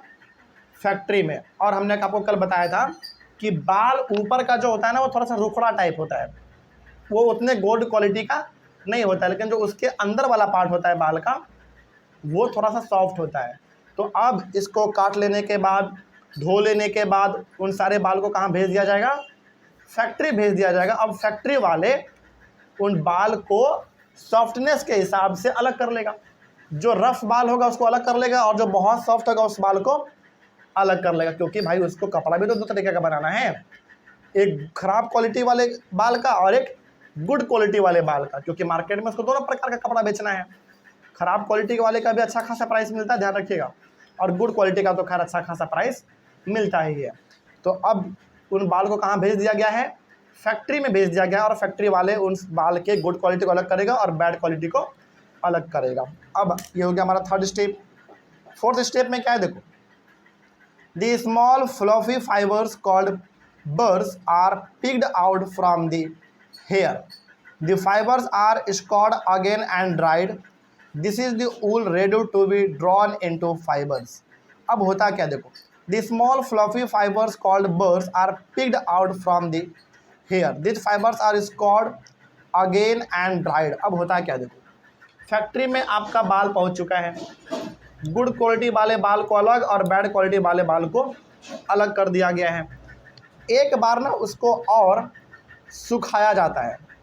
सुखाने का मतलब हुआ उसको एक बार और अच्छे से धो के एक बार फिर उसको अच्छे तरीके से ड्राई किया जाता है। ड्राई का मतलब होगा उसको अच्छे तरीके से सुखाया जाता है। क्या गीला बाल में आप कपड़ा बना लेंगे?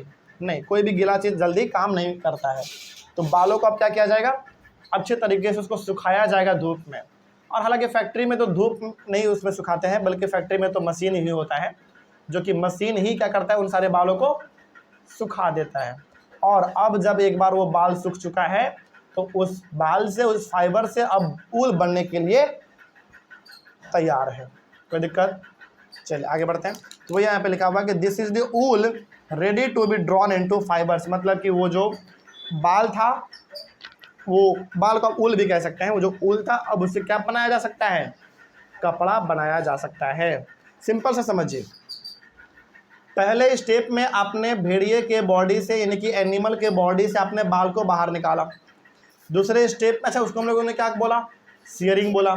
सेकेंड स्टेप में आपने क्या किया, उसको धोया, आपने साफ किया अच्छी तरीके से, उसको हम लोगों ने स्कोरिंग कह दिया। थर्ड स्टेप में धोने के बाद आपने उसको फैक्ट्री में पहुंचा दिया। फैक्ट्री वाले क्या किए, उससे गुड क्वालिटी वाले बाल अलग और बैड क्वालिटी वाले बाल को उन्होंने अलग कर लिया। फोर्थ स्टेप में आपने ये देखा कि थोड़ा बहुत यदि उसमें गंदगी और रह गया होगा तो उसको और एक बार अच्छे से धो के उसको सुखाया गया। और धो के सुखा लेने के बाद उन सारे के सारे बाल को ऊल में कन्वर्ट किया गया, मतलब उसको जोड़ा गया मशीनों में, क्योंकि बाल तो बहुत छोटे छोटे होते हैं ना, तो उसको जोड़ा गया। मशीनों में जोड़ते हैं हम लोग, हाथों से नहीं जोड़ते हैं, मशीनों में जोड़ा गया। तो वो बाल किस में कन्वर्ट हो गया, अब ऊल में कन्वर्ट हो गया। और ऊल अब जब कन्वर्ट हो चुका है ऊल में, तो ऊल से क्या बनने के लिए तैयार है, अब फैब्रिक यानी कि कपड़ा बनने के लिए तैयार है। इसी तरीके से ये काम करता है। आइए समझते हैं कि फिफ्थ स्टेप में क्या लिखा हुआ है। देखो फिफ्थ स्टेप में the fibres can be dyed in various colours like black, brown और वाइट। अब कंपनी फैक्ट्री वाले क्या किए हैं, उस बाल से ऊल बना लिया मशीन में जोड़ जोड़ के, यानी कि धागा टाइप समझ लो आप, सिंपल सा। अब उस ऊल से बन गया कपड़ा, भी बन गया। क्या कपड़ा बन गया और मार्केट में आप लेके आ जाएंगे? नहीं, कपड़ा बनने के बाद भी कपड़े के साथ बहुत काम होता है।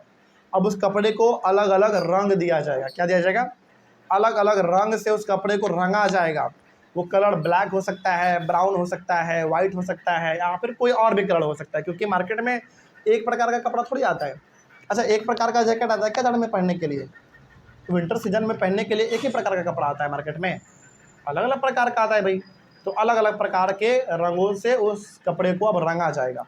रंगने के बाद क्या होगा, सिक्स्थ स्टेप में देखो, the fibres are straightened, combed and rolled into yarn. Fabric basically कपड़ा बनाया गया, कपड़ा को रंग दिया गया, अब उस कपड़े को लपेटा जाएगा। अच्छा यहाँ पे ना वो कपड़ा मत समझिएगा आप जीन्स पैंट इसका बात हो रहा है, नहीं। कपड़े का मतलब सिंपल सा कपड़ा जिसको खरीदने के बाद आपको क्या करना पड़ेगा, सिलाना पड़ेगा। यहाँ पे ये समझिएगा। हमको लग रहा था कि अच्छा आप लोग क्या समझ रहे थे, जीन्स पैंट ये सब? नहीं, वो नहीं समझना है, वो तो अलग कंपनी का काम है। सुना रही बात? हाँ, मतलब जो टेलरिंग का काम करते हैं ना, देखो हर कंपनी कपड़ा सिलती नहीं है, ध्यान रखना। कुछ कंपनी केवल आपको कपड़ा बना के दे देगा, और कुछ कंपनी उस कपड़े से क्या बनाएगा, अलग अलग डिजाइन का कपड़ा बना देगा, शर्ट पैंट है ना, कुर्ता पैजामा ये सब। तो अब आपका जो बाल था वो कन्वर्ट हो चुका ऊल में, मशीन से उसको ऊल में कन्वर्ट कर दिया गया। ऊल से बना दिया गया जाड़ा वाला कपड़ा, और जाड़े वाले कपड़े को रंग दिया गया।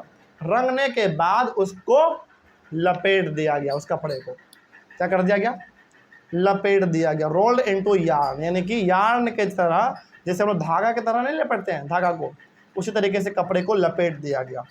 The long fibres are made into wool for sweaters and the shorter fibres are spun and woven into woollen cloth. छोटा कपड़ा जो होगा, जो छोटा कपड़ा होगा उसका स्वेटर बनाया जाएगा, और जो बड़ा होगा उसका वूलन क्लॉथ बनाया जाएगा। जैसे बड़े बड़े एग्जाम्पल के तौर पे चादर, शॉल, कंबल, ये सब बनाया जाएगा। कहानी समझा गया पूरा, सिंपल सा है। तो ध्यान रखना है ये 6 स्टेप हमारा इस्तेमाल होता है जब हम लोग पूरा प्रोसेस समझते हैं कि जानवर के बॉडी के ऊपर से बाल निकालने से लेकर कपड़ा बनाने तक जो पूरा स्टेप है वो कितना स्टेप है, इसमें 6 स्टेप है। तो जब एग्जाम में आए तो 6 का 6 स्टेप आपको लिखना पड़ेगा, ठीक है। चलिए, कहानी समझ में आया। तो अगला जो हमारा कहानी डिस्कस होगा वो होगा सिल्क के बारे में। तो हम लोग डिस्कस करेंगे अब सिल्क के बारे में। चलिए, लेकिन अगले वाले क्लास में। तो मिलते हैं अगले क्लास में। Thank you very much. Next topic discuss करना है हम लोगों को सिल्क के बारे में। तो सिल्क को शुरू करेंगे और इसमें हम लोग एक और नए टॉपिक का शुरुआत करेंगे, life history of silk moth, जिसके बगल में डायग्राम है। ये डायग्राम हमारे लिए बहुत इंपॉर्टेंट है। बहुत कुछ आपको समझ में आएगा कि सिल्क मॉथ का लाइफ हिस्ट्री यानी कि लाइफ साइकिल किस प्रकार का होता है और इससे हम लोगों को सिल्क कैसे मिलता है।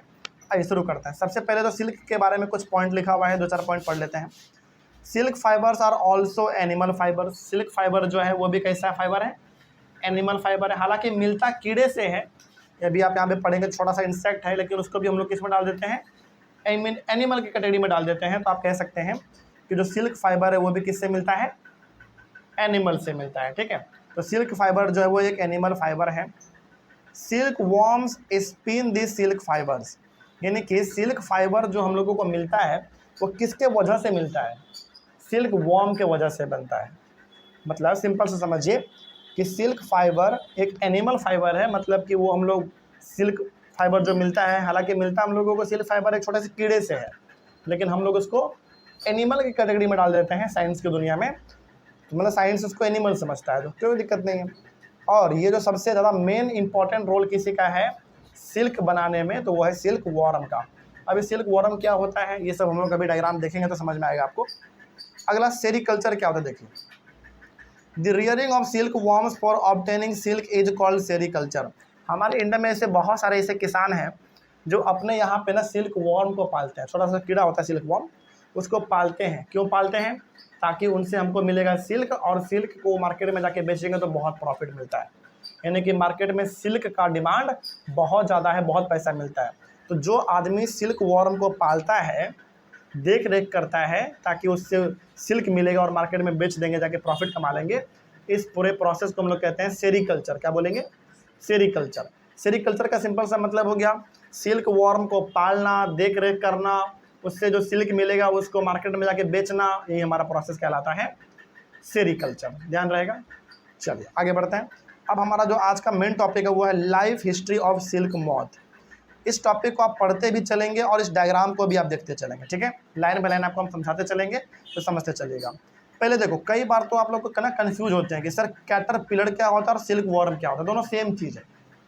कैटरपिलर बोले या सिल्क वॉर्म बोले, क्या मतलब समझेंगे, दोनों का सेम मतलब समझेंगे। अभी होता क्या है देखिए, the female silk moth lay eggs from which hatch larvae which are called caterpillar और सिल्क वॉर्म। अब होता क्या है, एकदम पूरा कहानी समझे ध्यान से। एक छोटा सा हमारे पास ना फीमेल सिल्क मॉथ होता है। सिल्क मॉथ का मतलब एक छोटा सा कीड़ा हमारे पास होता है, इंसेक्ट बोलते हैं हम लोग उसको, ठीक है। मतलब इंसेक्ट मतलब कीड़ा होता है सिंपल सा। तो हमारे पास एक छोटा सा कीड़ा होता है जिसका नाम क्या है, सिल्क मॉथ। देखो पूरा कहानी समझते चलना आप लोगों को। एक छोटा सा कीड़ा हमारे पास होता है, उस कीड़े को हम लोग कहते हैं सिल्क मॉथ, ठीक। ये अपने बच्चे को जन्म देता है अंडे के रूप में। किस रूप में, अंडे के रूप में। तो इस डायग्राम में भी आपको दिख रहा होगा एक छोटा सा कीड़ा है, यहाँ पे दिख भले बड़ा रहा है लेकिन ये होता है बहुत छोटा। तो ये जो कीड़ा है इसको हम लोग क्या बोलते हैं, सिल्क मॉथ बोलते हैं। ये बहुत सारे अपने छोटे छोटे अंडों को जन्म देता है ताकि उसका बच्चा जन्म ले सके। यानी कि अपने बच्चों को जन्म देता है किस रूप में, अंडे के रूप में। पहले अंडा, फिर उसके बाहर, मतलब अंडे से उसका बच्चा बाहर निकलेगा, ठीक है।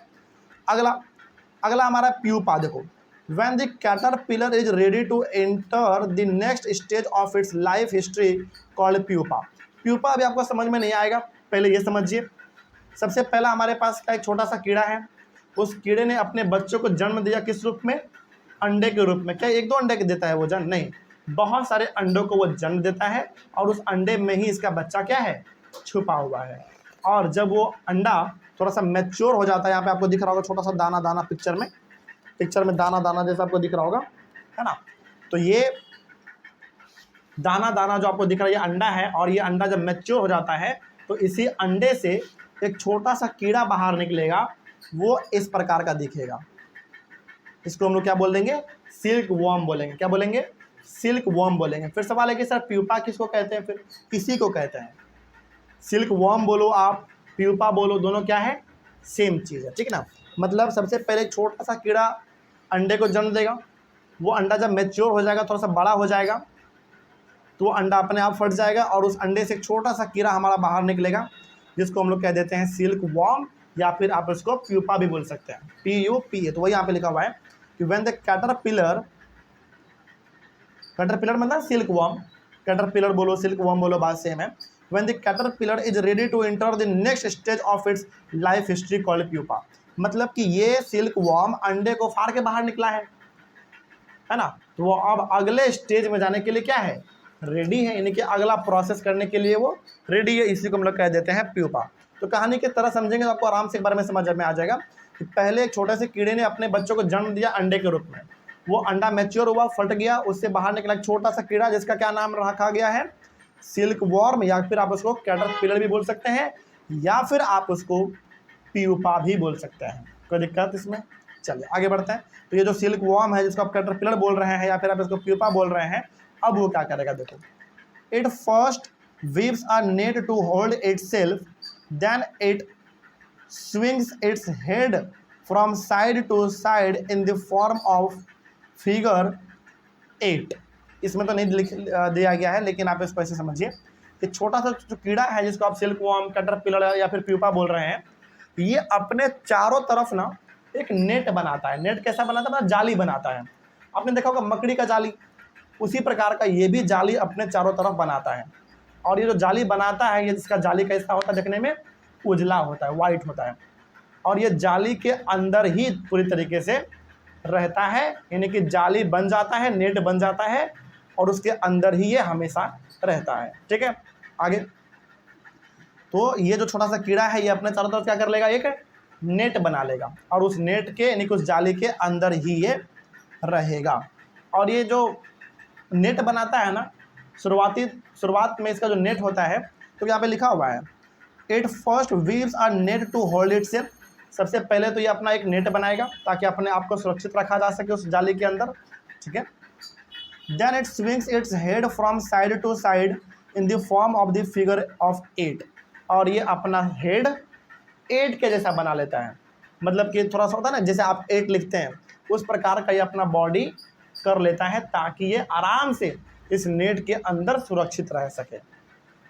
यदि ये लंबा रहेगा तो उसको नेट थोड़ा ज़्यादा बड़ा बनाना पड़ेगा। ये अपने बॉडी को क्या कर लेता है? सिकुड़ लेता है 8 के जैसा।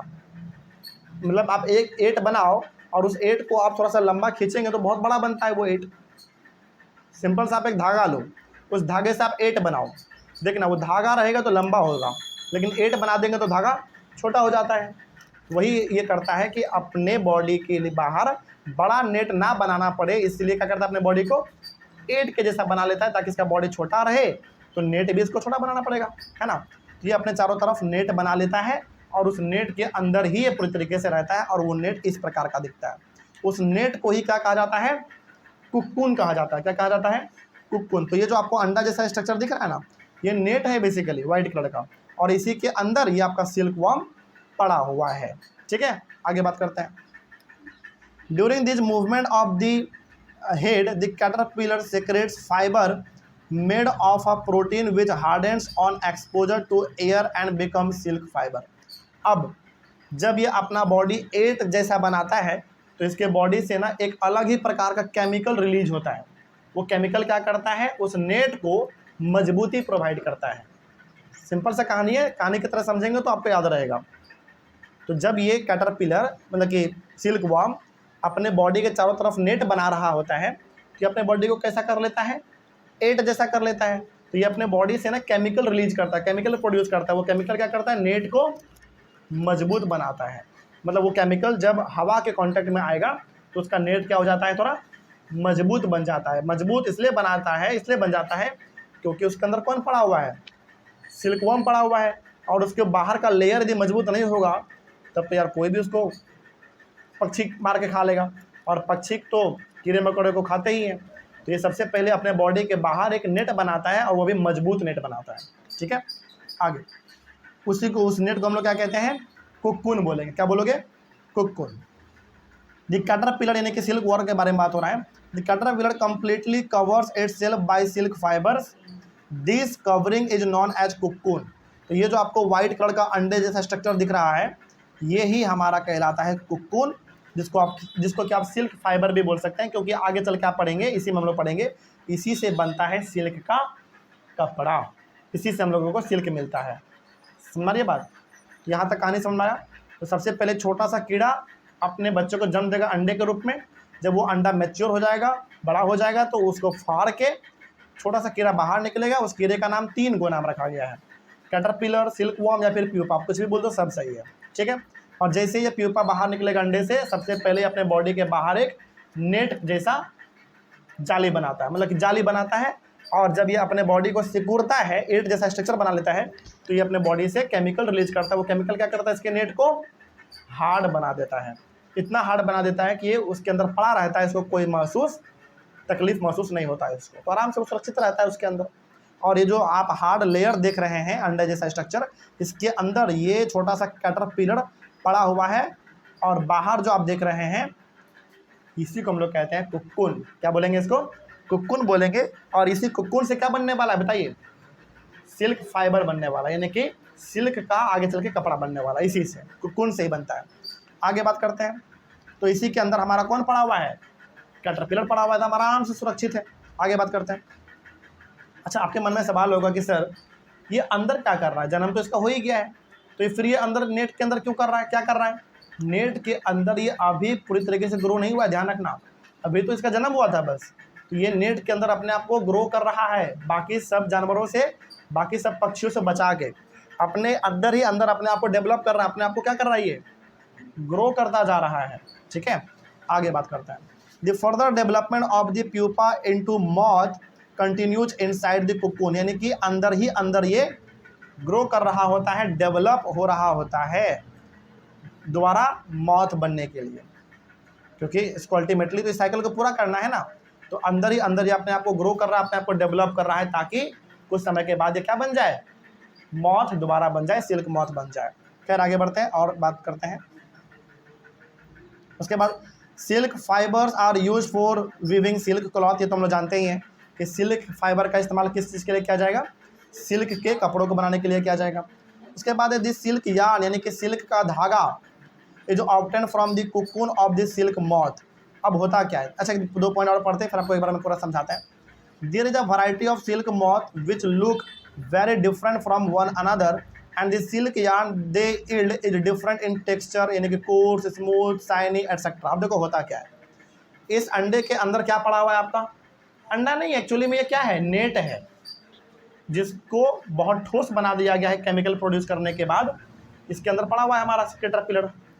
अब जब ये पूरी तरीके से अंदर ही अंदर वो डेवलप कर जाएगा, ग्रो कर जाएगा, तो वो इस अंडे से, यानी कि इस कुक्कुन से, वो छोटा सा कैटरपिलर क्या करेगा, बाहर निकलेगा। और इस वाले पिक्चर में आप देख पा रहे होंगे कि वो बाहर निकल गया है, ये बाहर निकल रहा है एक तरीके से धीरे धीरे। तो बाहर निकलने के बाद जो छोटा सा जो कैटरपिलर था, वो इतना डेवलप हो चुका है कि इसका पंख वगैरह सब कुछ आ चुका है।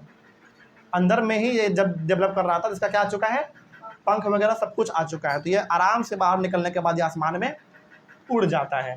तो बताइए, जो आसमान में उड़ा, दोबारा ये क्या बन गया हमारा, घूम फिर के सिल्क मॉथ बन गया। अब दोबारा ये अंडा देगा, तो फिर दोबारा हमारा कैटरपिलर यानी कि सिल्क वर्म बनेगा, फिर वो कुकुन बनाएगा, फिर वो कुकुन से बाहर निकलेगा, फिर वो दोबारा इस प्रकार का सिल्क मॉथ बन जाएगा। तो ये साइकिल बार बार चलता रहता है। तो दिक्कत इसी तरीके से पूरा कहानी हमारा चलता है। और यहाँ पे जो एक बार एक कैटरपिलर कुकुन से बाहर निकल गया, तो वो तो बड़ा हो गया, पंख उसका आ गया, तो आसमान में उड़ जाएगा। लेकिन हम लोगों को मिल क्या गया बताओ, कुकुन मिल गया। क्या मिल गया, कुकुन मिल गया। और इसी कुकुन से बनेगा सिल्क फाइबर, और सिल्क फाइबर से बनेगा सिल्क यार्न, यानी कि फाइबर से क्या बनेगा, बाद में धागा बनेगा, और फिर उस धागे से सिल्क कपड़ा बनेगा, यानी कि फैब्रिक बन जाएगा। कोई दिक्कत, चलिए आगे बात करते हैं फिर। तो वही यहाँ पे लिखा हुआ गया था कि दिस सिल्क यार्न यानी कि thread is obtain from cocoon of this silk moth. तो इसी कुकुन से हम लोगों को सिल्क फाइबर यानी कि सिल्क का धागा मिलेगा। उसके बाद क्या होता है, देखो अब देखो, क्या लगता है आपको कि हर कुक्कून अच्छे क्वालिटी का होता है? नहीं, हर कुक्कून अलग अलग क्वालिटी का होता है। कुछ खराब क्वालिटी का भी होता है तो कुछ अच्छे क्वालिटी का भी होता है। लेकिन व्यापारी को जो कपड़ा बनाता है उसको खराब क्वालिटी का भी चाहिए और अच्छा क्वालिटी का भी चाहिए, क्योंकि मार्केट में जो अच्छा क्वालिटी का सिल्क का कपड़ा अफोर्ड नहीं कर पाएगा वो कम से कम लो क्वालिटी का भी तो पहनेगा, है ना। और सिल्क का कपड़ा पहनने में अपने आप में एक बहुत बड़ा रुतबा का बात होता है, क्योंकि महंगा पड़ता है। ठीक है, आगे देखते हैं क्या होता है। तो कोर्स का मतलब हो गया थोड़ा सा खराब क्वालिटी का, स्मूथ का मतलब हो गया थोड़ा सा अच्छा क्वालिटी का, और शाइनी का मतलब हो गया थोड़ा सा चमकदार कपड़ा। तो हर प्रकार का कुक्कून होता है और हर प्रकार के कुक्कून से हर प्रकार का कपड़ा बनता है। ठीक है, अगला 10 tussar silk, muga silk, kosa silk etcetera are obtain from cocoons spun by different types of moths. तो ये अलग अलग प्रकार के सिल्क का टाइप है जो कि कुक्कून से हम लोगों को मिलेगा। देखो अलग अलग कुक्कून है तभी तो अलग अलग प्रकार का हम लोगों को सिल्क फाइबर मिल रहा है। तो कुक्कून का वैरायटी अलग है तो उससे बनने वाला धागा भी अलग होगा और उस धागे से बनने वाला कपड़ा का क्वालिटी भी अलग अलग होगा। इसीलिए कभी आप मार्केट में जाएंगे तो सिल्क का कपड़ा जो है वो एक क्वालिटी का नहीं मिलेगा आपको। हर प्रकार के सिल्क का कपड़ा मिलता है, हर प्रकार के क्वालिटी का सिल्क का कपड़ा मिलता है, क्योंकि सिल्क एक प्रकार का नहीं होता है, अलग अलग क्वालिटी का होता है, अलग अलग प्रकार का होता है, इसीलिए। ठीक है, अगला the most common silk moth is the mulberry silk moth. आगे अगले टॉपिक में आप पढ़ेंगे कि ये जो छोटा सा पक्षी है जो अपने अंडे को जन्म दिया था वो कहाँ देता है पता है? एक छोटे से लीफ पे, पत्ते पे, और वो पत्ता का नाम क्या है? Mulberry leaf. आगे इस टॉपिक में आप पढ़ेंगे कि ये जो अंडा दिया था इस छोटे से कीड़े ने वो किस पत्ता पे देता है? मलबरी पत्ते पे देता है, यानी कि मलबरी लीफ पे देता है। तो आगे हम लोग पढ़ेंगे। तो जो सबसे मोस्ट और सबसे कॉमन जो सिल्क मॉथ है वो है मलबरी सिल्क मॉथ। मतलब देखो ध्यान समझिएगा, ये जो सिल्क मॉथ है ना अलग अलग जगहों पे अपने अंडे को जन्म देता है। हर प्रकार का सिल्क मॉथ हमारे पास है तो अलग अलग जगह पे अपना वो अंडों को जन्म देता है। लेकिन जो सबसे अच्छा सिल्क मॉथ माना जाता है वो वाला जो अपने अंडों को जन्म कहाँ देता है? मलबरी के पत्तों पे। मलबरी प्लांट होता है, उसके पत्तों पे जो सिल्क मॉथ अपने अंडों को जन्म देता है वो सिल्क मॉथ अच्छा क्वालिटी का माना जाता है। समझ रही है बात? सिंपल से समझिए, वो सिल्क मॉथ, वो कीड़ा जो अपने अंडे को मलबरी लीफ पे जन्म देता है, उससे जो हमारा कुक्कून बनेगा वो कुक्कून अच्छा क्वालिटी का माना जाता है। बाकी बहुत सारे ऐसे कीड़े हैं, बहुत सारे ऐसे सिल्क मॉथ है जो अलग अलग प्लांट के लीफ पे जन्म देता है अपने अंडे को, तो उसका क्वालिटी अलग होगा और इसका क्वालिटी अलग होगा। सबका अपना क्वालिटी अलग अलग होता है। आगे बात करते हैं। This silk fibres from the cocoon of this moth is soft, lustrous and elastic and can be dyed in beautiful colours. तो इस तरीके से ये जो हमारा सिल्क मॉथ है जिन्होंने अपने अंडे को जन्म मलबरी के लीफ पे दिया है, उससे जो हमारा कुक्कून बनता है, यानी कि ये वाला जो कुक्कून है वो अच्छे क्वालिटी का कुक्कून होता है। इससे जो कपड़ा बनेगा वो कपड़ा टिकाऊ होगा, शानदार होगा, चमकीला होगा, मतलब अच्छे क्वालिटी का होगा। कोई दिक्कत? तो इस पिक्चर में जो हम लोगों ने पढ़ा है जिस कुक्कून के बारे में, वो कुक्कून सबसे बेस्ट क्वालिटी का कुक्कून है, सबसे बेस्ट क्वालिटी का कुक्कून है। अगर आपसे कोई पूछे चलते फिरते कि बताओ कौन सा सिल्क मॉथ है जो कि सबसे अच्छा क्वालिटी वाला जो सबसे अच्छा क्वालिटी वाला कुक्कून बनाएगा, कौन सा सिल्क मॉथ है? तो बताना है वही वो सिल्क मॉथ जो अपने अंडे को यानी कि अपने बच्चे को जन्म देता है कहाँ पे? मलबरी के लीफ पे। तो वो वाला सिल्क मॉथ बहुत ही अच्छा होता है और उसके बच्चे जो बाद में कुक्कून बनाएंगे वो कुक्कून भी अच्छे क्वालिटी का होता है। कोई दिक्कत नहीं इसमें। और इतना अच्छा क्वालिटी का कुक्कून होता है कि उससे जो कपड़ा बनता है उसको आप किसी भी रंग में ढाल सकते हैं, हर प्रकार के कलर में आप उसको पेंट कर सकते हैं, उसको आप रंग सकते हैं। अगला, India produces plenty of silk on a commercial scale. और इंडिया में हम लोग सिल्क फाइबर बहुत प्रोड्यूस करते हैं। मतलब कि इंडिया में से बहुत सारे किसान हैं जो कि सिल्क मॉथ को पालते हैं ताकि उसको मार्केट में बेचा जा सके। उससे जो कुक्कून मिलेगा, कुक्कून को मार्केट में बेचा जाएगा और फिर कुक्कून से जो कपड़ा बनता है वो तो खैर आपका सिल्क फाइबर कहलाता है, सिल्क फैब्रिक कहलाएगा, यानी कि शानदार क्वालिटी का कपड़ा कहलाता है। कौन सा, अच्छा यहाँ ये वाला, सेरिकल्चर और culture of silk worms is also very old occupations in India. मतलब सिल्क मॉथ को पालना, उससे कुक्कुन प्रोड्यूस करना, कुक्कुन से कपड़ा बनाना सिल्क का, ये कल्चर हमारे इंडिया का आज का नहीं है। इंडिया में आज से नहीं चल रहा है, बहुत लंबे समय से चल रहा है और वो कहीं ना कहीं आज भी इंडिया में चल रहा है। इसीलिए मार्केट में आपको आज भी प्योर सिल्क का कपड़ा मिलता है कि नहीं मिलता है, यहीं से मिलता है। अब पूरा कहानी समझ में आ गया। चलिए, तो हमारे इंडिया में ऐसे बहुत सारे किसान हैं जो कि सिल्क मॉथ को पालते हैं, जिससे सिल्क का कपड़ा बनाते हैं, मार्केट में बेचते हैं और अच्छा खासा प्रॉफिट भी उसको मिलता है। यानी कि आप ये भी कह सकते हैं कि इंडिया में आज भी ऐसे बहुत सारे परिवार हैं जिनका जन्म, मतलब कि जिनका पालन पोषण, घर परिवार का जो चलना है वो किससे होता है, सिल्क मॉथ से होता है। पूरा का पूरा इसी पे उसका व्यापार, यानी कि पूरा का पूरा इसी के ऊपर उसका जीवन टिका हुआ है। ठीक है, इस तरीके से हमारा टॉपिक कंप्लीट हुआ। नेक्स्ट टॉपिक में हम लोग फिर से इस डायग्राम का इस्तेमाल करेंगे और फिर से कुछ नए बातों को सीखेंगे, फ्रॉम कुक्कुन टू सिल्क। कोई दिक्कत नहीं इसमें। तो अगले वाले क्लास में जब आएंगे आप, तो कोई चीज़ रिवीजन करके आप आए ना आए, लेकिन इस वाले टॉपिक को रिवाइज जरूर करके आइएगा, क्योंकि जो हम लोग कल पढ़ेंगे इसी टॉपिक से मिलता जुलता चीज़ है। ठीक है, चलिए मिलते हैं हम लोग कल, तब तक के लिए थैंक यू वेरी मच। आज के क्लास में हम लोग अपने चैप्टर के सबसे लास्ट वाले टॉपिक को डिस्कस करेंगे। टॉपिक का नाम होगा from कुक्कुन to silk.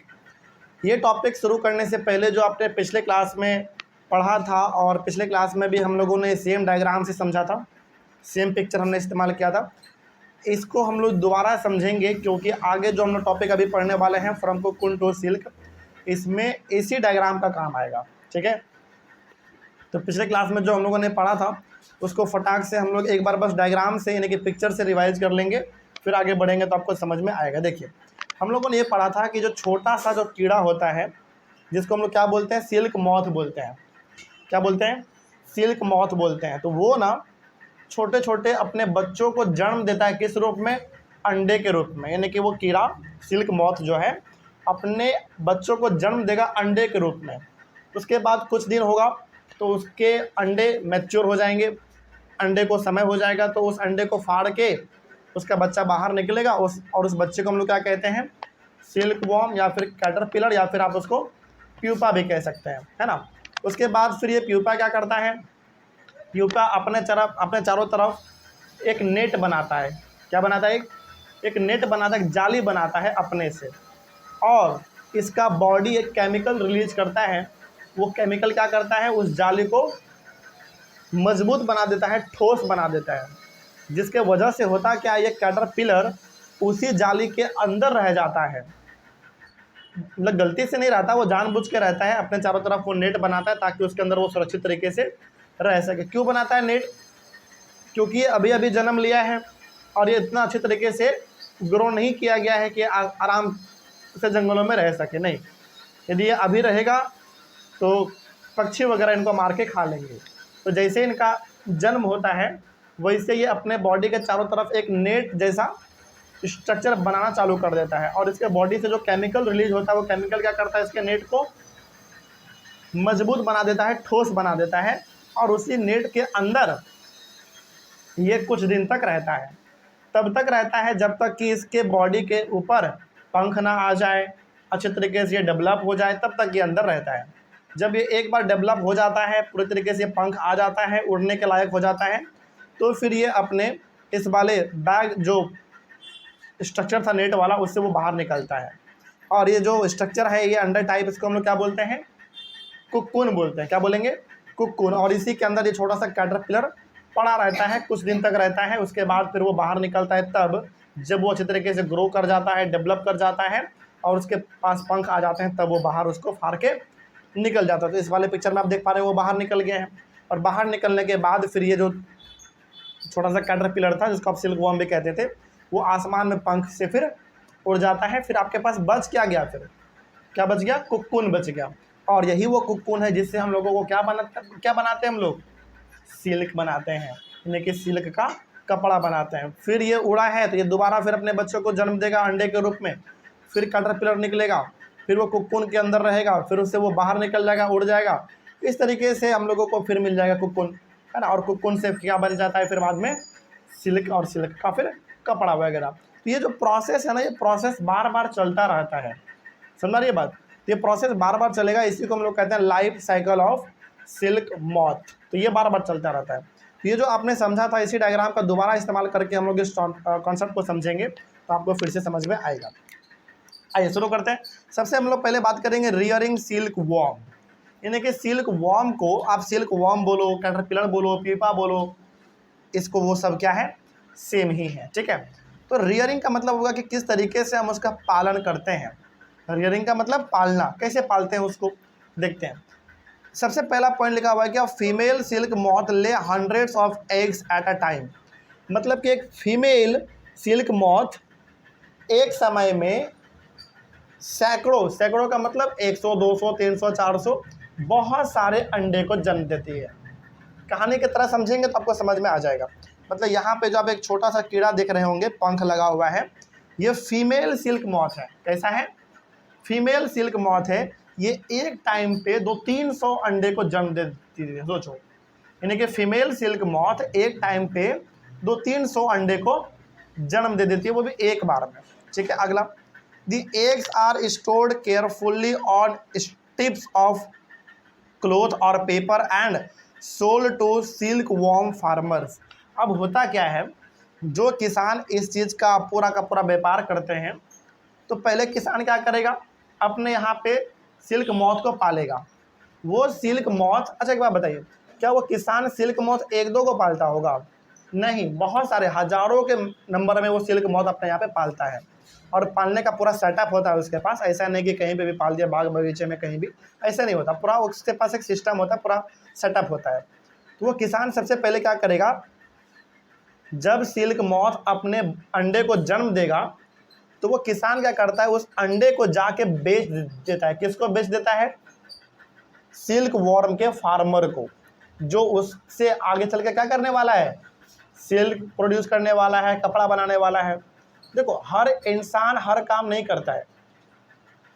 Silk moth कोई और पालेगा, जब वो अंडा दे देगा तो उसको जाके बेच किसी और के पास देगा, फिर वो कपड़ा उससे धागा निकाल के धागा किसी और को बेच देगा, है ना। इस तरीके से काम चलता है।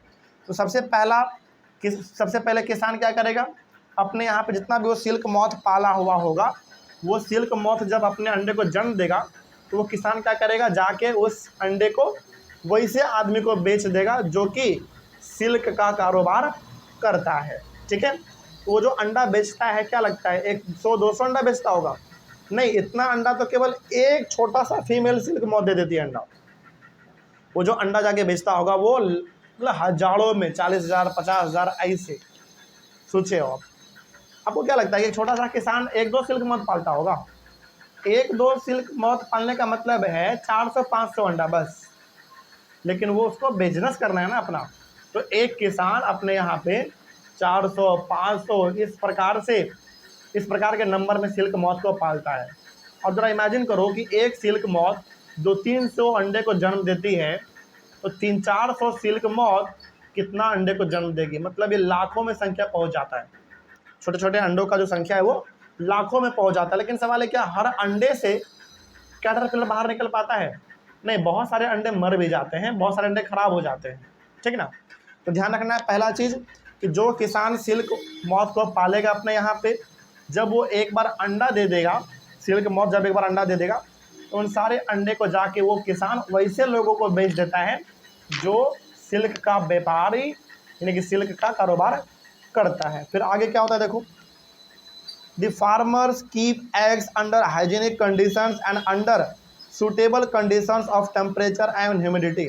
अब जिसको वो बेचता है, वो आदमी का जिम्मेदारी बनता है कि उस अंडे को अच्छा सा माहौल दिया जाए, अच्छा टेम्परेचर दिया जाए, ना ज़्यादा गर्मी, ना ज़्यादा बरसात, ना ज़्यादा धूप, किसी प्रकार से टेम्परेचर बढ़ना नहीं चाहिए, घटना नहीं चाहिए।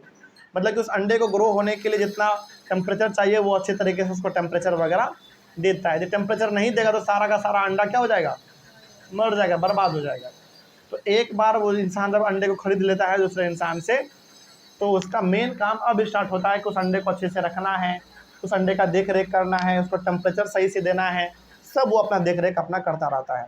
मतलब उसके आजू बाजू का टेम्परेचर घटना भी नहीं चाहिए, बढ़ना भी नहीं चाहिए, बराबर होना चाहिए, जितना उसको चाहिए उतना उसको मिलते रहना चाहिए, है ना। आगे, the eggs are warmed to a suitable temperature for the larva to hatch from eggs.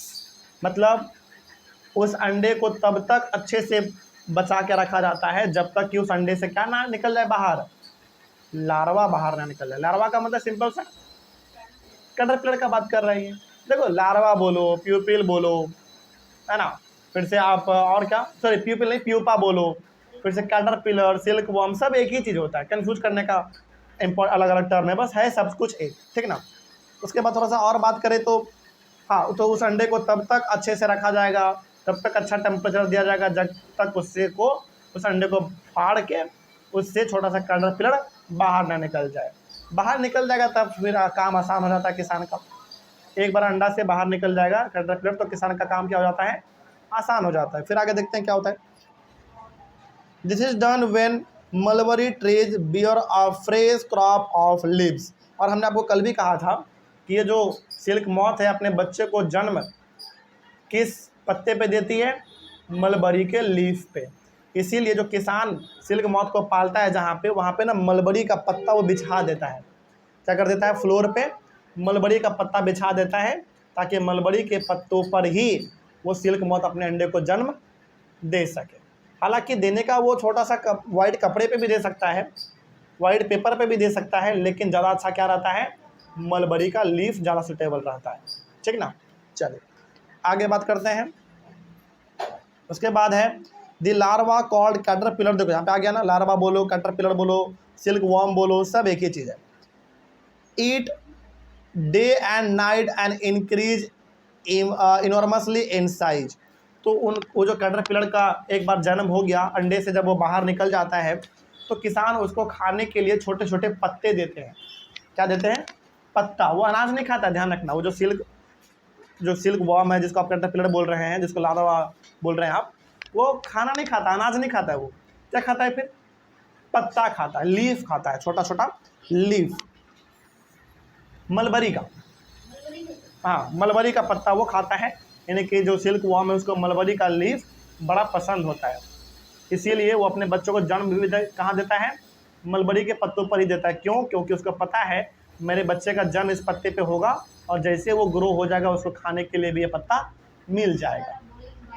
हाँ दे सकता है, लेकिन मतलब वो अपने बच्चों को जन्म वाइट कपड़े पे भी देता है, लेकिन ज़्यादा अच्छा क्या रहता है उसके लिए, मलबरी का लीफ, ठीक है।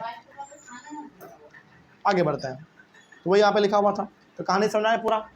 तो पहला बात यहीं पे आप यही बोला गया है कि जब एक बार अंडे को फाड़ के कैटरपिलर बाहर निकल जाएगा तो उसको खाने के लिए क्या दिया जाता है, किसान उसको क्या देगा खाने के लिए, मलबरी लीफ देगा। यानी कि मलबरी के पेड़ का जो पत्ता होता है उस पत्ते को देगा और उस पत्ते को वो तोड़ तोड़ के अपना खाता रहता है, बहुत खाता है ताकि उसका साइज क्या हो सके, बढ़ता जा सके।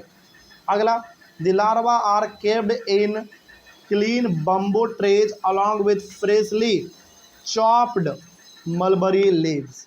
और इस कैटरपिलर को अच्छे से जगह पे रखा जाता है बम्बू ट्रे पे, मतलब कि वैसा ट्रे जो कि बम्बू से बना होता है, मतलब बांस से बना होता है। मतलब इसको ना नेचुरल चीज़ें ज़्यादा पसंद है।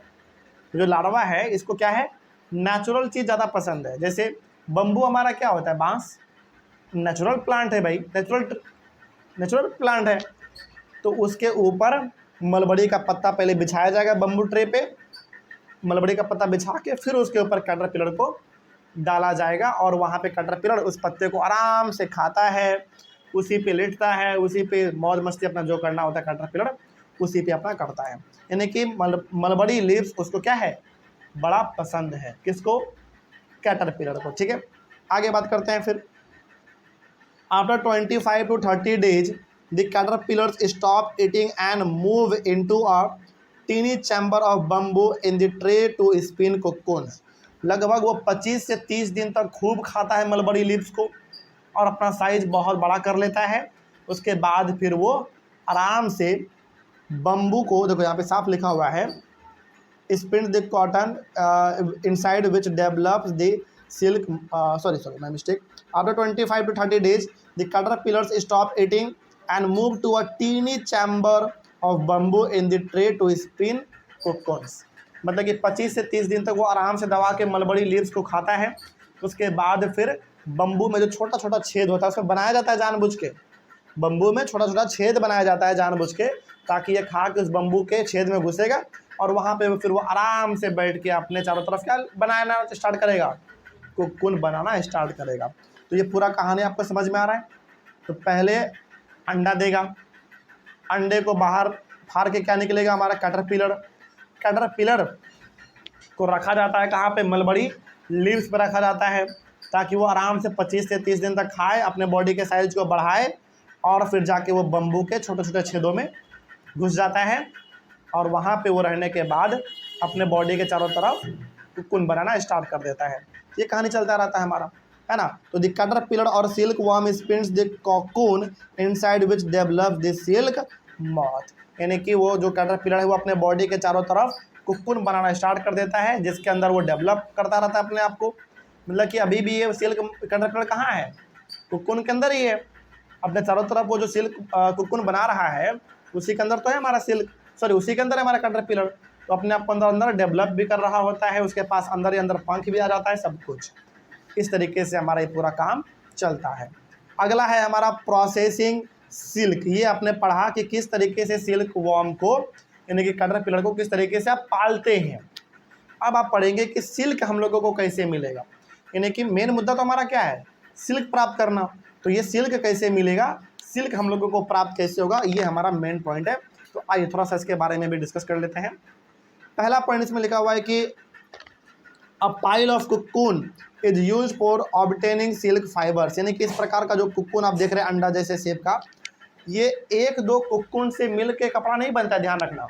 सिल्क का जो कपड़ा बनता है उसमें एक दो कोकून का ज़रूरत नहीं है, उसमें हजारों कोकून का ज़रूरत पड़ता है। मतलब कि यदि आपको थोड़ा सा बड़ा कपड़ा बनाना हो सिल्क का तो उसमें हजारों कोकून लगते हैं। 1000 कोकून तो फिर भी बहुत कम है, बहुत ज़्यादा कोकून लगते हैं। उस कोकून से पहले सिल्क का धागा बनता है, फिर उस धागे से कपड़ा बनेगा, तो बहुत सारे कोकून का ज़रूरत पड़ता है एक सिल्क के कपड़े को बनाने में। आगे, the cocoon are kept under the sun और बॉइल्ड और एक्सपोज टू स्टीम। एक बार जब उस कोकून से हमारा सिल्क मॉथ बाहर निकल जाता है, पंख से अपना उड़ जाता है, तो जो सिल्क वॉर्म सॉरी जो वो कैटरपिलर है हमारा, जो सिल्क मॉथ है आप बोल लो, अब सिंपल से समझिए, कोकून बना, कोकून से बाहर निकल गया हमारा सिल्क मॉथ, पंख था उसके पास, वो उड़ गया। तो वो जो कोकून है ना उसको सनलाइट में रखा जाता है, सूरज की रोशनी में रखा जाता है, ताकि वो अच्छे तरीके से सूख सके। फिर उसको पानी में बॉयल किया जाता है, ताकि उसमें जो किसी प्रकार का चिपचिपापन होगा, कीड़ा है भाई, कीड़ा क्या प्रोड्यूस करेगा, अपना लिक्विड प्रोड्यूस करेगा, अपना केमिकल प्रोड्यूस करेगा, जिससे वो कोकून क्या हो जाता है, चिपचिपा हो जाता है। तो उसको पानी में उबाला जाता है, बॉयल किया जाता है, फिर उसको सनलाइट में सुखाया जाता है। मतलब कि जब एक बार कोकून से सिल्क मॉथ बाहर निकल जाएगा तो उस कोकून को अच्छे तरीके से पानी में बॉयल किया जाएगा, ताकि उस कोकून में जो भी केमिकल वगैरह लगा होगा, केमिकल कहाँ से आया उसमें, सिल्क मॉथ के बॉडी से आया है ना। तो केमिकल लगा होगा, चिपचिपा होगा, तो वो सारा चिपचिपापन क्या हो जाए, दूर हो जाए। फिर उसको आराम से धूप में सुखाया जाता है सारे कोकून को। सुखाने के बाद क्या होता है, देखो, the silk fibres separate out. सुखा लेने के बाद फिर हमारा मेन काम स्टार्ट होता है, सारे के सारे सिल्क फाइबर को अलग किया जाता है। मतलब कि सिल्क को अलग किया जाता है और फिर उस सिल्क फाइबर से बनाया जाएगा सिल्क यार्न, यानी कि धागा, और फिर उस धागे से बुना जाएगा सिल्क का कपड़ा, फैब्रिक। ठीक है, एक इंपॉर्टेंट टर्म यहाँ पे है reeling the silk. Reeling the silk का मतलब क्या है, देखो, the process of taking out threads from the cocoon for use as a silk is called reeling the silk. मतलब आपने कोकून को क्या किया, पानी में बॉयल किया, पानी में बॉयल करने के बाद आपने सूरज की रोशनी में उसको आपने छोड़ दिया ताकि वो सूख सके। सूखने के बाद आप क्या करते हैं, उस कोकून को धीरे धीरे आप अलग करते हैं। मतलब कि जब आप एक बार उसको बॉयल करके धूप में सुखा देंगे ना, तो कोकून ढीला पड़ जाता है। क्या पड़ जाता है, ढीला पड़ जाता है, और उससे आराम से आप एक एक धागा बाहर निकाल पाएंगे। और फिर उस धागे को, मतलब कि कोकून से धागा को बाहर निकालना, यही हमारा कहलाता है रीलिंग द सिल्क। कोई पूछे कि बताओ रीलिंग द सिल्क का मतलब क्या है, तो सिंपल सा बताना है कि कोकून को पहले पानी में बॉयल किया जाता है, बॉयल करने के बाद सनलाइट में उसको सुखाया जाता है, सुखाने के बाद कोकून थोड़ा सा ढीला हो जाता है तो उससे हम लोग आराम से सिल्क फाइबर बाहर निकाल लेते हैं। एक एक धागा हम लोग बाहर निकाल लेते हैं और यही हमारा प्रोसेस कहलाता है रीलिंग दिस सिल्क।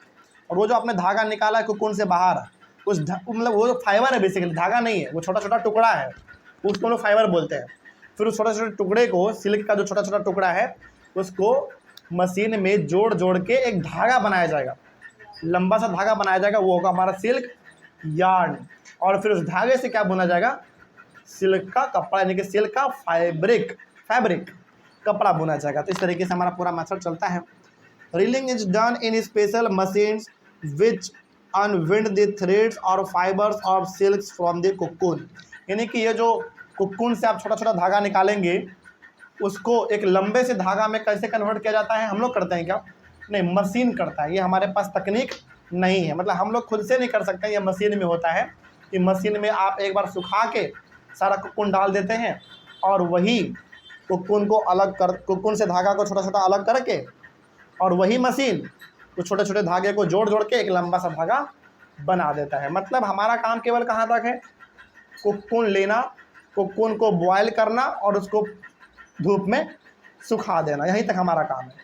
उसके बाद सारा काम कौन करता है, मशीन करता है। यानी कि जिस कोकून को आपने सुखाया, उस कोकून को मशीन में डाल दो, मशीन सारा काम अपने आप कर देगा। मशीन क्या करेगा, उस कोकून को पहले खोलेगा आराम से, खोलने के बाद जो छोटा छोटा धागा होगा, उस धागे को आपस में जोड़ेगा, जोड़ने के बाद फिर पूरा एक लंबा धागा बनाया जाएगा, जिसको हम लोग सिल्क यार्न बोलेंगे, यानी कि सिल्क का धागा बोलेंगे। ये सब काम कौन करता है, मशीन करता है। अच्छा, क्या लगता है ये सब काम हम लोग कर पाएंगे? नहीं कर पाएंगे भाई, क्योंकि जो कोकून है बड़ा नाजुक होता है, हल्का फल्का भी इसमें आप जोड़ ज़बरदस्ती करेंगे ना, वो टूट जाएगा, किसी काम का नहीं रहेगा फिर। और उतना छोटा छोटा धागा को जोड़ना, उससे धागा बनाना, ये हमारे बस का बात नहीं, वो सब मशीन कर लेता है अपना, ठीक ना। तो मशीन आ गया हमारे पास। अगला, लेकिन ध्यान रहे, आज मशीन से होता है, लेकिन पहले हम लोग हाथों से ही करते थे। लेकिन हाथों से करते थे तो समय बहुत लगता था, बहुत टाइम बर्बाद होता था, इसीलिए उस समय पे सिल्क का कपड़ा महंगा मिलता था। आज तो थोड़ा सस्ता भी मिल जाता है, क्योंकि सारा काम कौन कर दे रहा है, मशीन कर दे रहा है। तो आज थोड़ा बहुत सिल्क का कपड़ा बहुत सस्ता भी है, मतलब उतना महंगा नहीं है जितना आप पहले खरीदते थे। तो आज थोड़ा सा सस्ता भी इसलिए भी क्योंकि सारा काम कौन कर देता है, मशीन है। कि 50% काम किसान करता है और 50% काम आपका मशीन कर देता है। फिर आगे बढ़ते हैं। Silk fibres are then spun into silk thread which are woven into silk cloth by weavers. तो वही बात यहाँ पे है कि कोकून को आप एक बार सुखा लेने के बाद डाल देते हैं मशीन में, मशीन उस कोकून से क्या बना देगा, धागा बना देगा, और फिर उस धागे से बनाया जाएगा कपड़ा। यही था हमारा पूरा का पूरा कहानी सिल्क को लेकर। पूरा कहानी समझ में आ गया? इस डायग्राम से भी आई होप आप लोगों को बहुत कुछ समझ में आ गया होगा। चलिए बताइए, अब किसी भी टॉपिक में कोई डाउट किसी को, सब कुछ समझ में आया? चलिए, बहुत अच्छी बात है। यहीं पर हमारा ये टॉपिक और टॉपिक के साथ पूरा का पूरा चैप्टर हमारा कंप्लीट होता है।